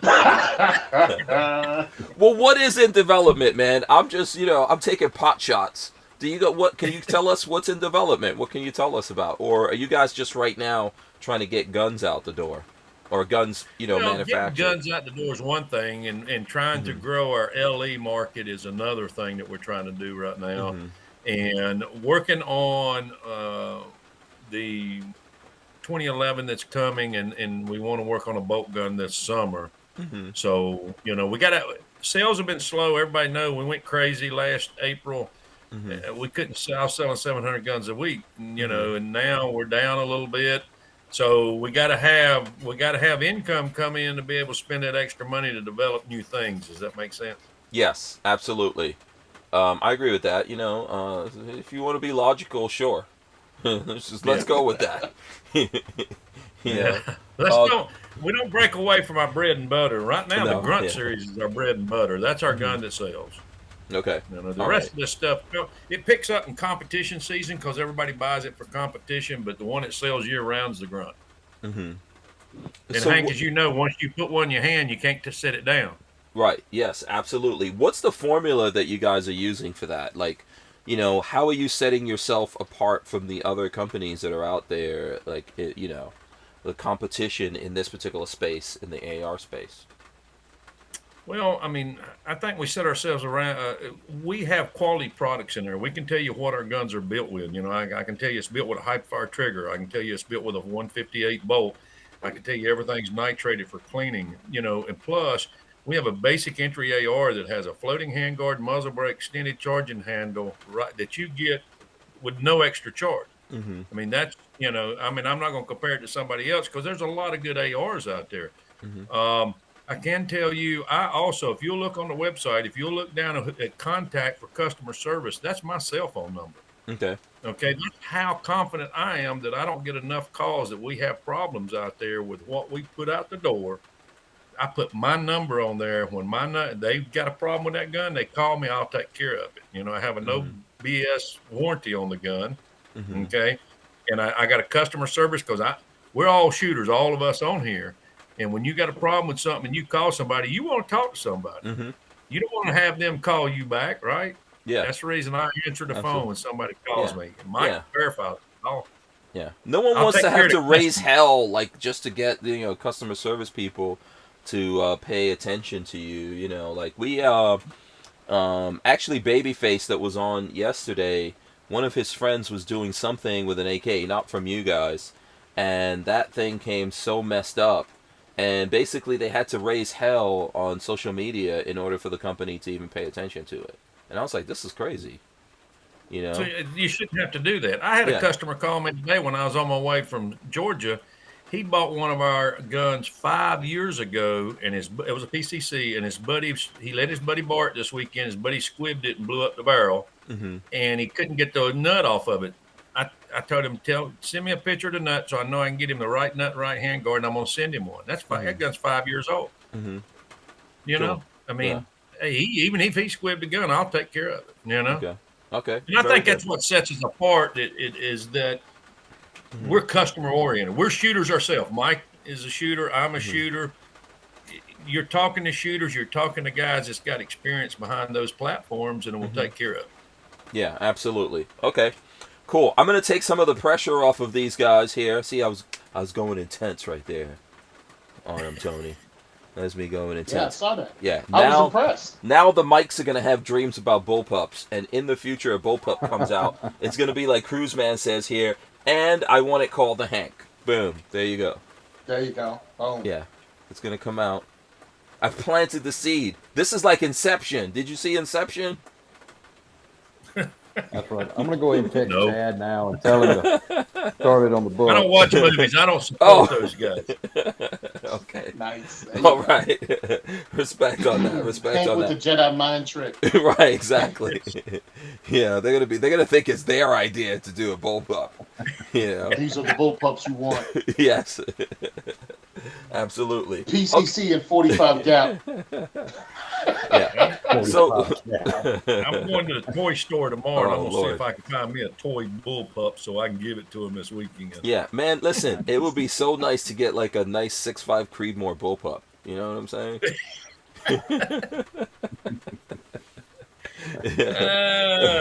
Yeah. And I know, well, so yesterday Chad was showing us the 5.7. What is the 5.7 called? He was showing it to us yesterday. The 5.7 Is it the Rock, the handgun? Yeah, I think it's the Rock or something. Yeah, Tony, so PSA is making a 5.7 handgun. Yeah. Yeah. Yeah. So is that I was over at their booth at SHOT trying to, check out everything. And I did not know they had higher end guns over there too. So yeah, the 5.7 is whose magazine? It takes the FN magazine, or do they have their own proprietary mag? Good question. I don't know. Mike, you don't know? Okay. Mm-mm. Okay. Are you guys doing a race version of that? Other day, but I thought it when I picked it up off of Chad's desk the other day. I thought it was a dagger, and I said, "Nice dagger with a longer barrel." And he goes, "No, that's not a dagger. That's a 5.7." I said, "It is," and then I popped the mag out of it. It looked like a normal mag. I couldn't tell. Okay. Well, when he was showing it yesterday, it looked like metal. Isn't the 5.7 mags plastic? Those are polymer. Yeah, they're polymer. I think it had a polymer base on it, but I thought it was metal. Yeah. Well, yeah, that's what I thought he was showing last night. He was showing a metal one, which maybe someone out there is making metal magazines for those. Because Might be. I don't know. I've got a bunch of the polymer ones. Right. So yeah, that's really cool. And you guys don't have any plans right now to do a Lead Star version of that? No. Okay. All right. Okay. I just remember that one, so I figured I'll ask that one. I'd probably do a bullpup first. No. Okay. Awesome. See, look. It's working. Got him in the head, man. You got it in the head. It's working. It's working right now. Man, mentally, you got us thinking mentally, Yeah. I saw Willis over there making text. He's like, we've got a brilliant idea here. We are going to do bullpups. Come up with an idea, bullpup. Next thing. Can you imagine a skeletonized bullpup from, seriously now, come on, from Lead Star, skeletonized? With some of the great colors or the custom jobs that you guys do? No. You can, come on now. Actually, that would be so beautiful. Since using this bullpup high point, and then Hightower Armory sent me over the kit for the 1022, so that looks like an FN P90. And I do the kids shoots, you know what I mean? I do the kids shoots, and the kids love it because it looks like stuff from the video games. Yeah. So all of a sudden I show up with this. There you go. Yep. Boom. And the kids are in love with it, and they're shooting, and then the adults come over. This is a 1022. This is a 1022. I have the laser and everything, and the light from Olight. A friend of mine actually works for them, and he sent it to me so the kids can turn on the laser, and it's everything from the video game. And now, look, sometimes kids get bored because you have the old wood and steel, granddad's gun. But when you shoot this is from the video games they play. And we need to get this next generation realizing that it's normal to shoot guns. It's safe to shoot firearms, and just let it take over. We don't have to give them the whole Second Amendment thing. We just it's not what people are telling you about. And if they grow up in it, if they're excited about it, we win. Yep. We win every time. Yeah. So that's the way I look at it, man. Look, so more bullpups. Companies, more better. Yeah. So bullpups. Yeah. Exactly. There you go. Those two things turn me over onto bullpups being fun, being compact, for smaller people. All of a sudden, you have something this long, and it's not going to be front heavy, and it's easy to use. And if they come up with it, if they start with that, then they're used to that. Me, hey, dude, how many 3 straight months of Marine Corps running the M16, and there was a significant gap between when I left the Corps and when I bought my first or touched my first AR-15 as a civilian, and it all instantaneously came back. It's just like bam, bam, locked it back, checked it, and I was like, this is scary because I didn't mean to do that. Like, it just instantaneously came back to me. So that kind of training, get kids on a bullpup, get kids on anything, and get this next generation introduced to this, and not have it be something weird. Because it's not. This is heritage. This is American heritage. And pretty much we're the last country standing there like this. Even though the Ukraine decided to try to change up and get a Second Amendment of their own, but they had to wait till it invades you. Yeah, it's a kind of a weird thing. How do you guys feel looking at that whole thing in the Ukraine, and that, how many guns did they give away? Like 10,000, 20,000? Not as many as we gave away in Afghanistan when we left, but yeah. Well, 10,000. Yeah. I mean, yeah. Believe me.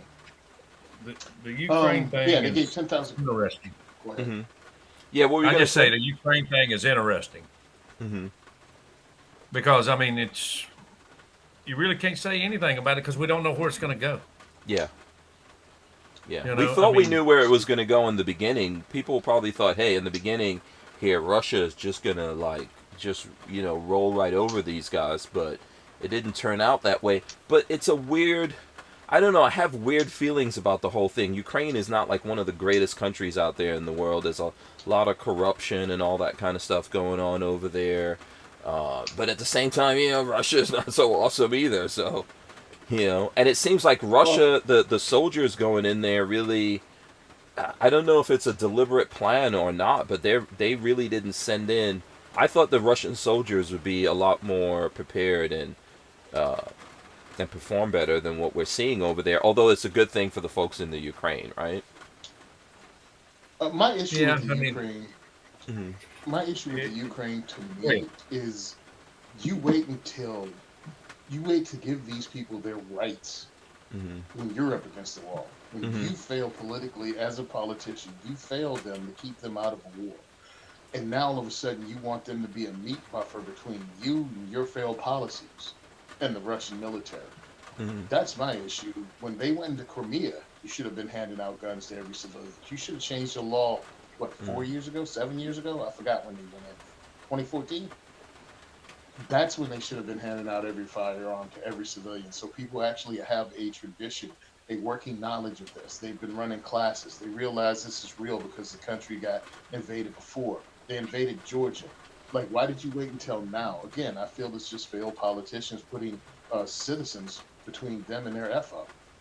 Now you have to defend your city because your president, your politicians screwed up. Understand, war is still politics. Yeah. It is interesting to see, like, even though they handed out those guns, there were a lot of people training with cardboard cutouts. Did you guys see that? Yeah. We did that here. Yeah. Really? We did that here. I mean, World War II, dude, we had Jeeps with the word tank written on the side. We didn't have it. So, yeah, militaries and people have been caught off. I was actually looking it up for my next podcast. and other countries that have it going on right now. And they were in Ethiopia still running cardboard cutouts because you're running the drills, and you don't need a real gun for a lot of this stuff. Even when I do classes, I use blue guns until I need a real one. I can teach all the safety, I can teach sight alignment, I can teach grip, all of that without using a real firearm. So I don't take those off the line. And now you 3-day class, and then you go into the front line, dude. They are not doing you a favor. We've got to give them somewhere. NATO has to give them firearms because they're slowly going to run out of AK ammo because then Russia's not going to give them AK ammo, right? So they got AKs and they're going to run out of ammo. So if they don't get into the 5.56 program quickly, they're going to run out of ammo. And so that's why I think whether somewhere in NATO, us, wherever, it's going to be giving them 5.56s and the ammo. Richard Childers, a race car owner, just donated 1 million rounds. Did y'all see that? Yeah, I saw that. He donated 1 million rounds to go over there. So, I saw that Adams Arms already has sent guns over there. They advertised it on Facebook that they sent guns over there. So, that's happening. And if we don't get something over there, I mean, those people are standing their own ground with what they got right now. So, yeah, it's a weird dichotomy of in America they're doing everything to take the guns away from people and take the education away from people and take the tradition, like Tony is saying, away from people. But then at the same time they're showing everyone, oh, look at these guys, it's awesome, they get to stand up and defend themselves. Well, yeah, I mean, that's the whole point of it. And including here in America, the whole point of it is we may have to defend ourselves against our own government. Well, there was a poll out yesterday. I don't know if you guys saw it yesterday. There was a poll out. I don't know the age group. They said it was the younger group. I don't remember the age group that they polled. And a lot of the younger crowd today don't care if America gets invaded. They said they'd leave. Okay. They're going to care. They're going to care. They may not care now. They will care if it actually happens.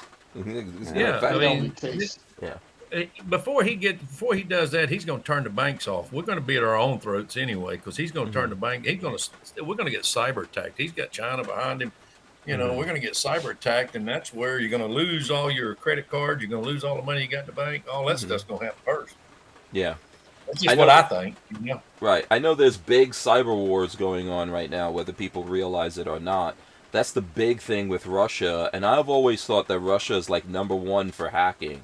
Although I know there's people out there that would argue that, but we've had those conversations here as well. I think Russia and China are like the top hackers out there. Although I hear Israel's pretty big on hacking also. And America is somewhere there in the top. Maybe I think America's in the top 3. America has to be very defensive with hacking when it comes to that. But I think you're right. At the end of next break. Oh yeah. Okay. Yeah, we've got like a minute. Go ahead. Mike. Oh, I'm just adding to the conversation. Yeah. Right now, if you ain't packing a bug out bag, you might want to think about that. Oh yeah. Yeah. There's a whole bunch of things. Location, something. Yeah. Something. Yeah. Get up on some ham radio. People think these phones are always going to work. Number one thing that's going to go down. I think more the issue everybody bullpups. You know what? Just the brilliance that just came out of you, Mike. The brilliance. Very seldom do you get that kind of brilliance coming out of a Marine. I had to throw it out there, Hank.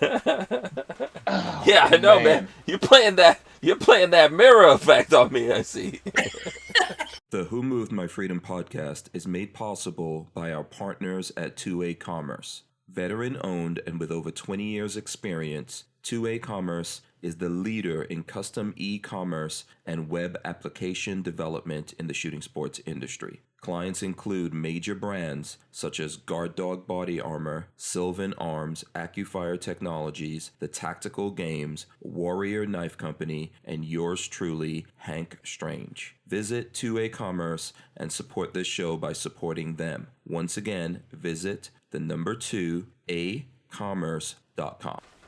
All right, listen, we got to get Willis into this conversation, I feel like we need to.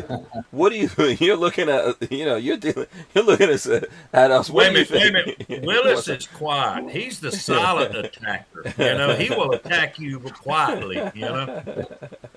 I did take Chad to find out about the 5.7 for you, and that Oh, is you did? a Oh, proprietary cool. mag. Yeah. It's a So metal that's their own mag. mag. Yeah. Oh, so PSA It's their own is design. really. It's PSA's design. Yeah. Oh, cool. Does it work in a 5.7 pistol? Oh, we don't. Yeah, that was what I asked him is which mag are we running in the 5.7, and he Oh, said okay. it's ours. Yeah. Yeah, so I don't know why we lost Tony there. Why did we lose Tony?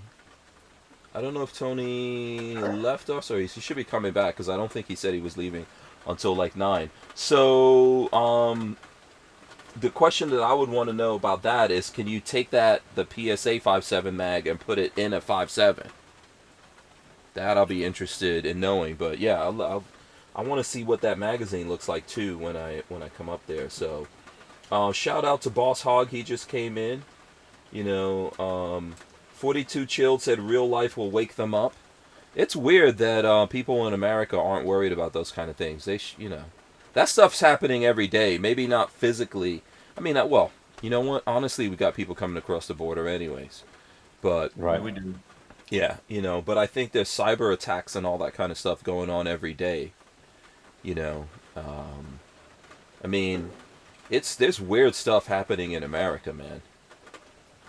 When you see the folks on the other side, and not to get like super political about it here, but when you see the folks on the other side of how we think, when you see those guys calling anyone who's like, hey, hold on, we got to slow down before we get caught up in a war here and all that, and they're like, lock them up.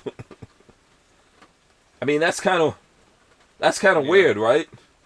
Yeah. That's a big flip that's going on here. So and I don't know. We'll see, and we'll see how that comes. But I don't know how it's going to outcome. We've got a lot of people that's actually going over there to work right now. I don't know what the number. Somebody told me yesterday over 20,000 already, but that's what somebody told me. I don't know if that's a true number or not. But I haven't seen statistics of like official troops or people volunteering. No, not troops. People volunteering. Okay. To go over, they paying them well. I Yeah. don't know if you saw what they're paying them, but they're paying them real well. And I'm assuming that we're on. I'm assuming that we're kind of like back in the Cold War stance, right? Yeah, that's kind of what we talked about the other day. Some of the guys and I talked about it. It kind of seems like it did back when I was first in the Marine Corps. Cold War. Yeah.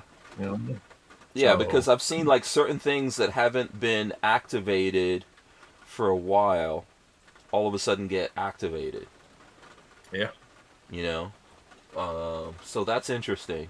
That we're kind of like lining up the like you had people who were experts in that field, and a lot of those folks were even in retirement and stuff like that, and now they're back out there. So very interesting. Let's see what's. See what happens.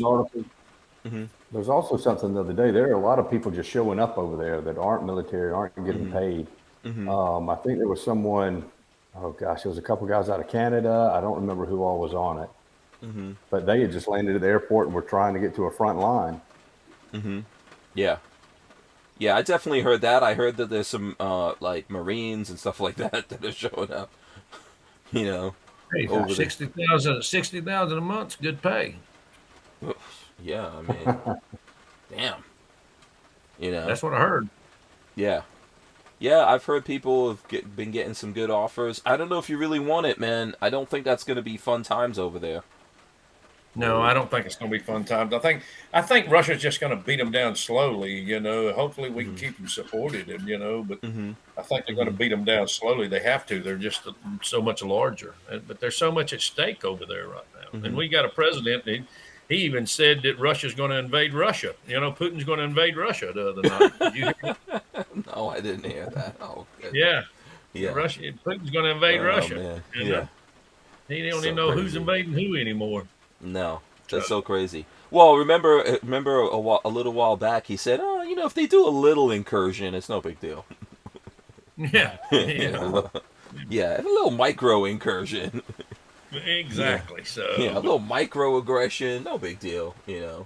Boss Hog says, if you live long enough, it's great. Yeah, that's the thing that I really worry about. And at this point, we're starting to see people getting killed over there. Like, there's been a few journalists that have died over there. Yeah, so... well, they're not here. They're fighting. Russia's coming in fighting a war. Mm-hmm. It's not where they're not part of NATO, so they don't care if they attack hospitals, old folks' homes. It's not, it's almost like they're going back to Stalingrad back in World War II. They're shooting anybody they can see. Yeah, when they come in or bombing them or whatever. It feels like a very desperate move from Putin to me, and you got to be scared. You have to, like, I don't care how badass you are. When a dude is desperate, you got to be worried about that. You can't, like, turn your back on a desperate guy. That's right. That's a dangerous person, and I feel like Putin is kind of in that mind state that, hey, it's either I secure my power right now and the world like recognizes that Russia has this power, or we've lost it. Yeah. Well, and also for the military funding, how long can they go with this? I mean, the money's not endless. You haven't even made it they haven't made it to a major city yet, have they? Oh, I think aren't they just outside Kiev at this point? They're outside Kiev, but this has been going for how long? And this has just been on the outskirts. It's third week coming up this day after tomorrow, be third week. Yeah, but that's what worries me. Like, the longer this gets strung out, I feel like the worst thing, something's going to happen that's going to be really bad, that we're going to look at it, but, it's kind of, it's a really weird situation that we're in, and probably, and this, look, if you look at the people, like, we're looking at it one way, we're here, but when I look at news reports and all that, where they're talking to people in Europe, it's freaking them out, because, like, on the ground that they're on, World War III is, like, brewing. And you're talking about Europeans, just like Americans, a lot of stuff that's happening in America to me, it's because we've gotten really, really very passive in America, because things are really not that bad. Even though we think, okay, well, gas prices are high and that's that bad, we're really not suffering here. People are really have it good, and it's why they're not paying attention to what's happening in politics. And that same thing was happening over in Europe up until this. And no, you're right. Yeah. I feel like people were going about their lives just thinking like, oh man, I'm going to get a nice cell phone, let me get my second house or whatever. In Europe, if you just think about that, people are thinking about that, and then all of a sudden it's like, wait a second, we're going back to World War III stance here now. That's Germany, a weird feeling. Look at all of Poland, look at all of them, Yeah. Well, yeah. So it's a weird, crazy kind of thing that's happening in the world. And it's giving me that, like, I don't, usually, I don't know about you guys, but usually when we look at things, we're like, okay, this is going to happen here. And then that thing happens. But this whole thing gives me that feeling of, I have no freaking clue what's going to happen. I agree with you. That's what I said earlier. I don't have any idea. Mm-hmm. There's nothing leading to anything that gives us any hint of where this thing will be tomorrow, next day, or a week from now. Mm-hmm. Yeah. And then I think it was Chad saying yesterday, just look at the powers that the governments around the world are using. And we might cheer that when they're using it against Russia, but what about when they're using it against us? And they're already doing that to us in the gun community. Yeah. Yeah. So we're already getting cut off from things, cut off from financing, cut off from social media platforms and all that kind of stuff. For something that literally in America is covered, by the Second Amendment, where, like, people come down on us all the time over it. So, well, let's look at Switzerland. Every family in Switzerland has issued a rifle. Mm-hmm. How many times have they been invaded? Yeah. Oh, I don't think any. Yeah. Mm-hmm. They have never. They've been a neutral country in World War II. Right, they were in the middle of Europe in World War II. Mm-hmm. That's a good point. And they were neutral. Mm-hmm. And every family's issued a rifle. Mm-hmm. Yeah. And they've never been attacked. Mm-hmm. From anything. Yeah. So, do you think people would easily want to actually put boots on the ground in America, though? You talking about somebody from over there coming over here? Yeah. From No, do you think another country wants to put boots on the ground here in America? no. No. I think they think about it. I don't Mm-hmm. think they would do it. I think they probably have thought about it. I don't. Mm-hmm. I think that's the reason cyber warfare, that stuff. I believe if we're going to fight amongst ourselves. I told people back in the 70s when I saw the very first Mad Max movie, you better watch this movie because we're going to be in that state one day. And look at us. Mm. We're already getting ready where we want to fight over gasoline, Yeah. So we're going to fight within, I think, if because we're going to get mad at each other thinking that this guy, we're so separated in parties now. There is no bipartisan. They keep talking about that. We're so separated in the United States from one party to the other. We're completely left, completely right. Mm-hmm. We're nowhere in the middle right now, and we're eating ourselves from within. Yeah, I agree with that when it comes to the people. I think the people are separated into two parties in their minds, but the parties are really just one party to me, man. I don't really see big differences between them. Yeah, I mean, it's just, I don't think nobody's going to want to put boots on the ground. I think they've thought of it probably, but I don't think it'll ever happen. I just think they'll attack us through our finances and they'll shut us down. They'll our grid. They'll cut off our electrical power and our grid and that stuff. Make life uncomfortable. All those comfortable things that we're enjoying, they can make it uncomfortable. Boss Hog said if that happens, Red Dawn will come to life. That's true. And I think that's true in certain states. I don't know what would happen not even, I don't want to say New York State because there are guns in New York State, but New York City, for example, those big cities are done. LA's going to surrender even before it happens. Yeah. Yep. Yeah, Atlanta might last a little while, but not long. Right. But LA and those are, you're right. I mean, it's going to happen. Shelly Fungus is saying Israel was hit with a major cyber attack today, super major. I didn't hear about that. Is that? I didn't either. Yeah. Neither. Wow. Okay. Yeah, there's a lot of things going on out there, and I think that people just need to make sure that they're paying attention to what's happening, and then just be prepared for everything. Don't get too comfortable.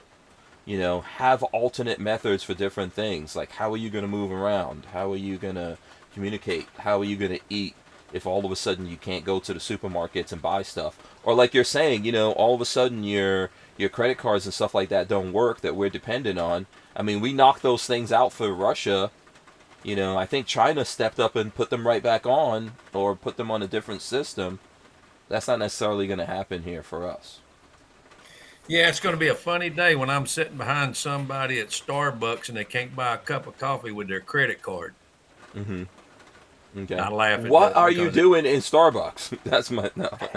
I'm not, but I'm just using that as a joke. You go to McDonald's, somebody gets the Coke and they pay a credit card for a 99-cent drink, Yeah.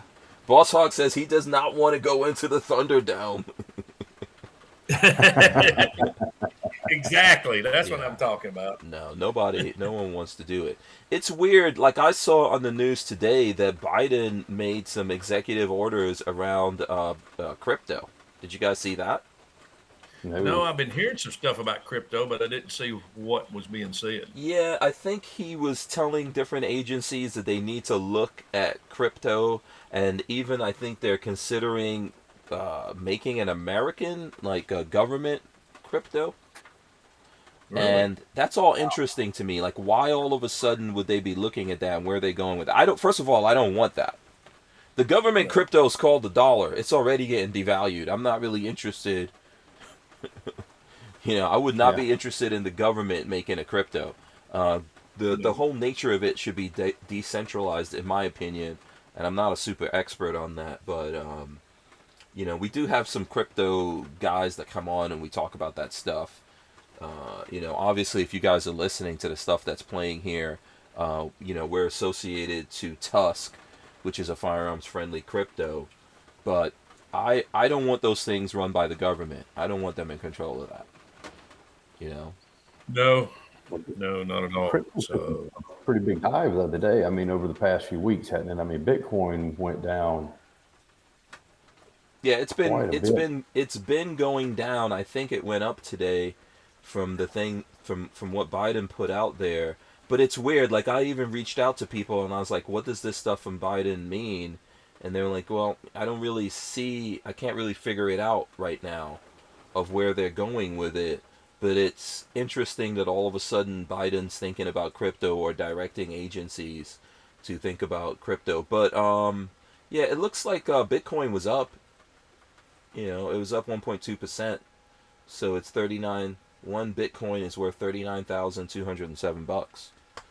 What was it? I mean, couple months ago, it was Well, a couple of months ago it was 70,000, so it's gone way down. 70. Yeah. Yeah, but Wow. that's just that's just markets. Like when everything's up high, you get out, and you Right. wait Right. until it goes down to get back in there. But yeah, some interesting things I think have been happening with that. So, all right, listen, I don't think Tony's coming back because his podcast is probably started already because we're already at the 9 o'clock hour here. So what I'm gonna actually do here is let you guys tell the folks out there how where the best place is for them to go to find out stuff about Leadstar or communicate with you guys.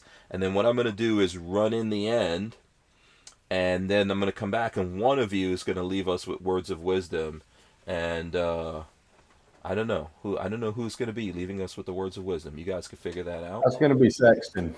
It's not going to be you, Willis. I mean, come on, man. No, it's not going to be me. We should at least get some words of wisdom out of you. But okay.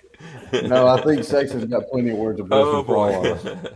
So and then before you guys tell the folks how to get in touch with you, I just want to say, so after tonight, we're not doing a show again for this week. We'll be back next Monday doing a show, but we are going to be at the gathering in South Carolina, so you guys will be able to see us there on Friday and Saturday. At least we'll be out there, so we'll be there Thursday, Friday, Saturday at least.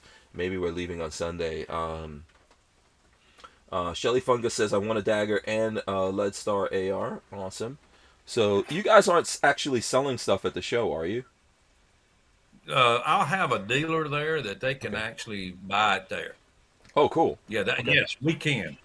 Okay, cool. All right. So yes, if you want to come to that show, that will be a great opportunity to handle and shoot these things, and then there will be a dealer there that you can go through all the proper stuff and buy something. Yeah. Oh, cool. Mike will be there. He's one of our dealers, so he can do that also.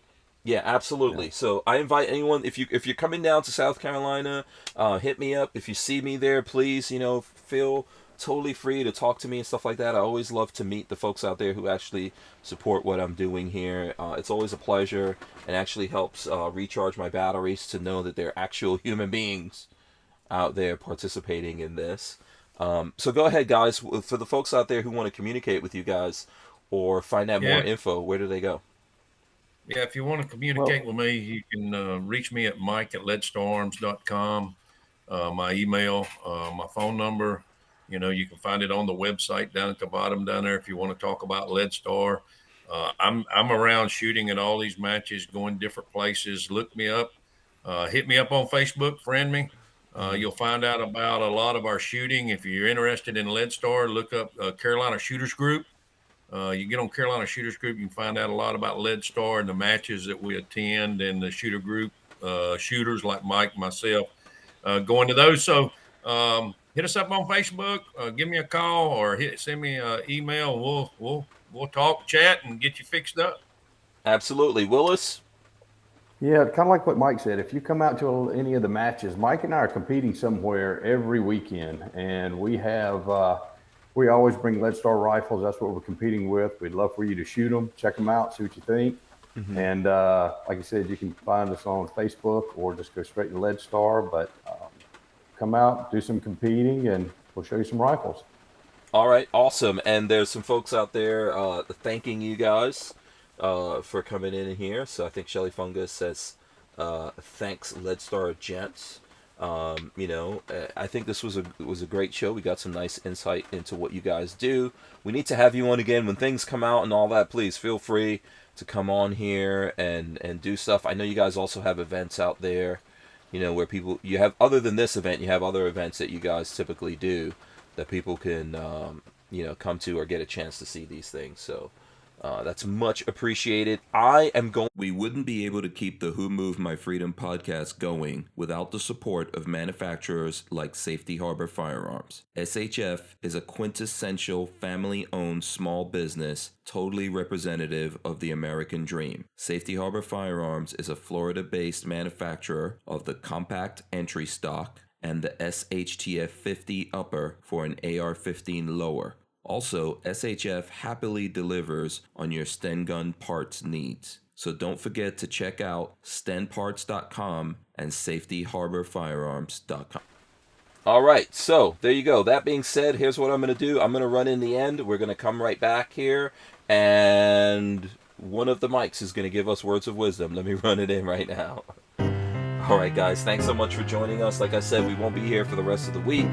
So feel free to check out the other social media that we're on, and the YouTube channel. We'll have stuff going up there that you guys will be able to see. So I don't know. Which one of the mics is leaving us words of wisdom here? Mr. Sexton. Go ahead, Mr. Sexton. Yeah, it's all on you, All right, sir. guys, all the words of wisdom. Keep your head on a swivel, your eyes open, pay attention to your surroundings, and watch what's going on around you. That's the best defense that you can have. Stay safe. Awesome. Thank you so much, guys. All right, stay right there, guys. I'm going to hit the buttons here and end the show. Thanks to everyone out there. I hope you guys have a great, safe week. Thanks so much for joining us here, and we'll see you next week.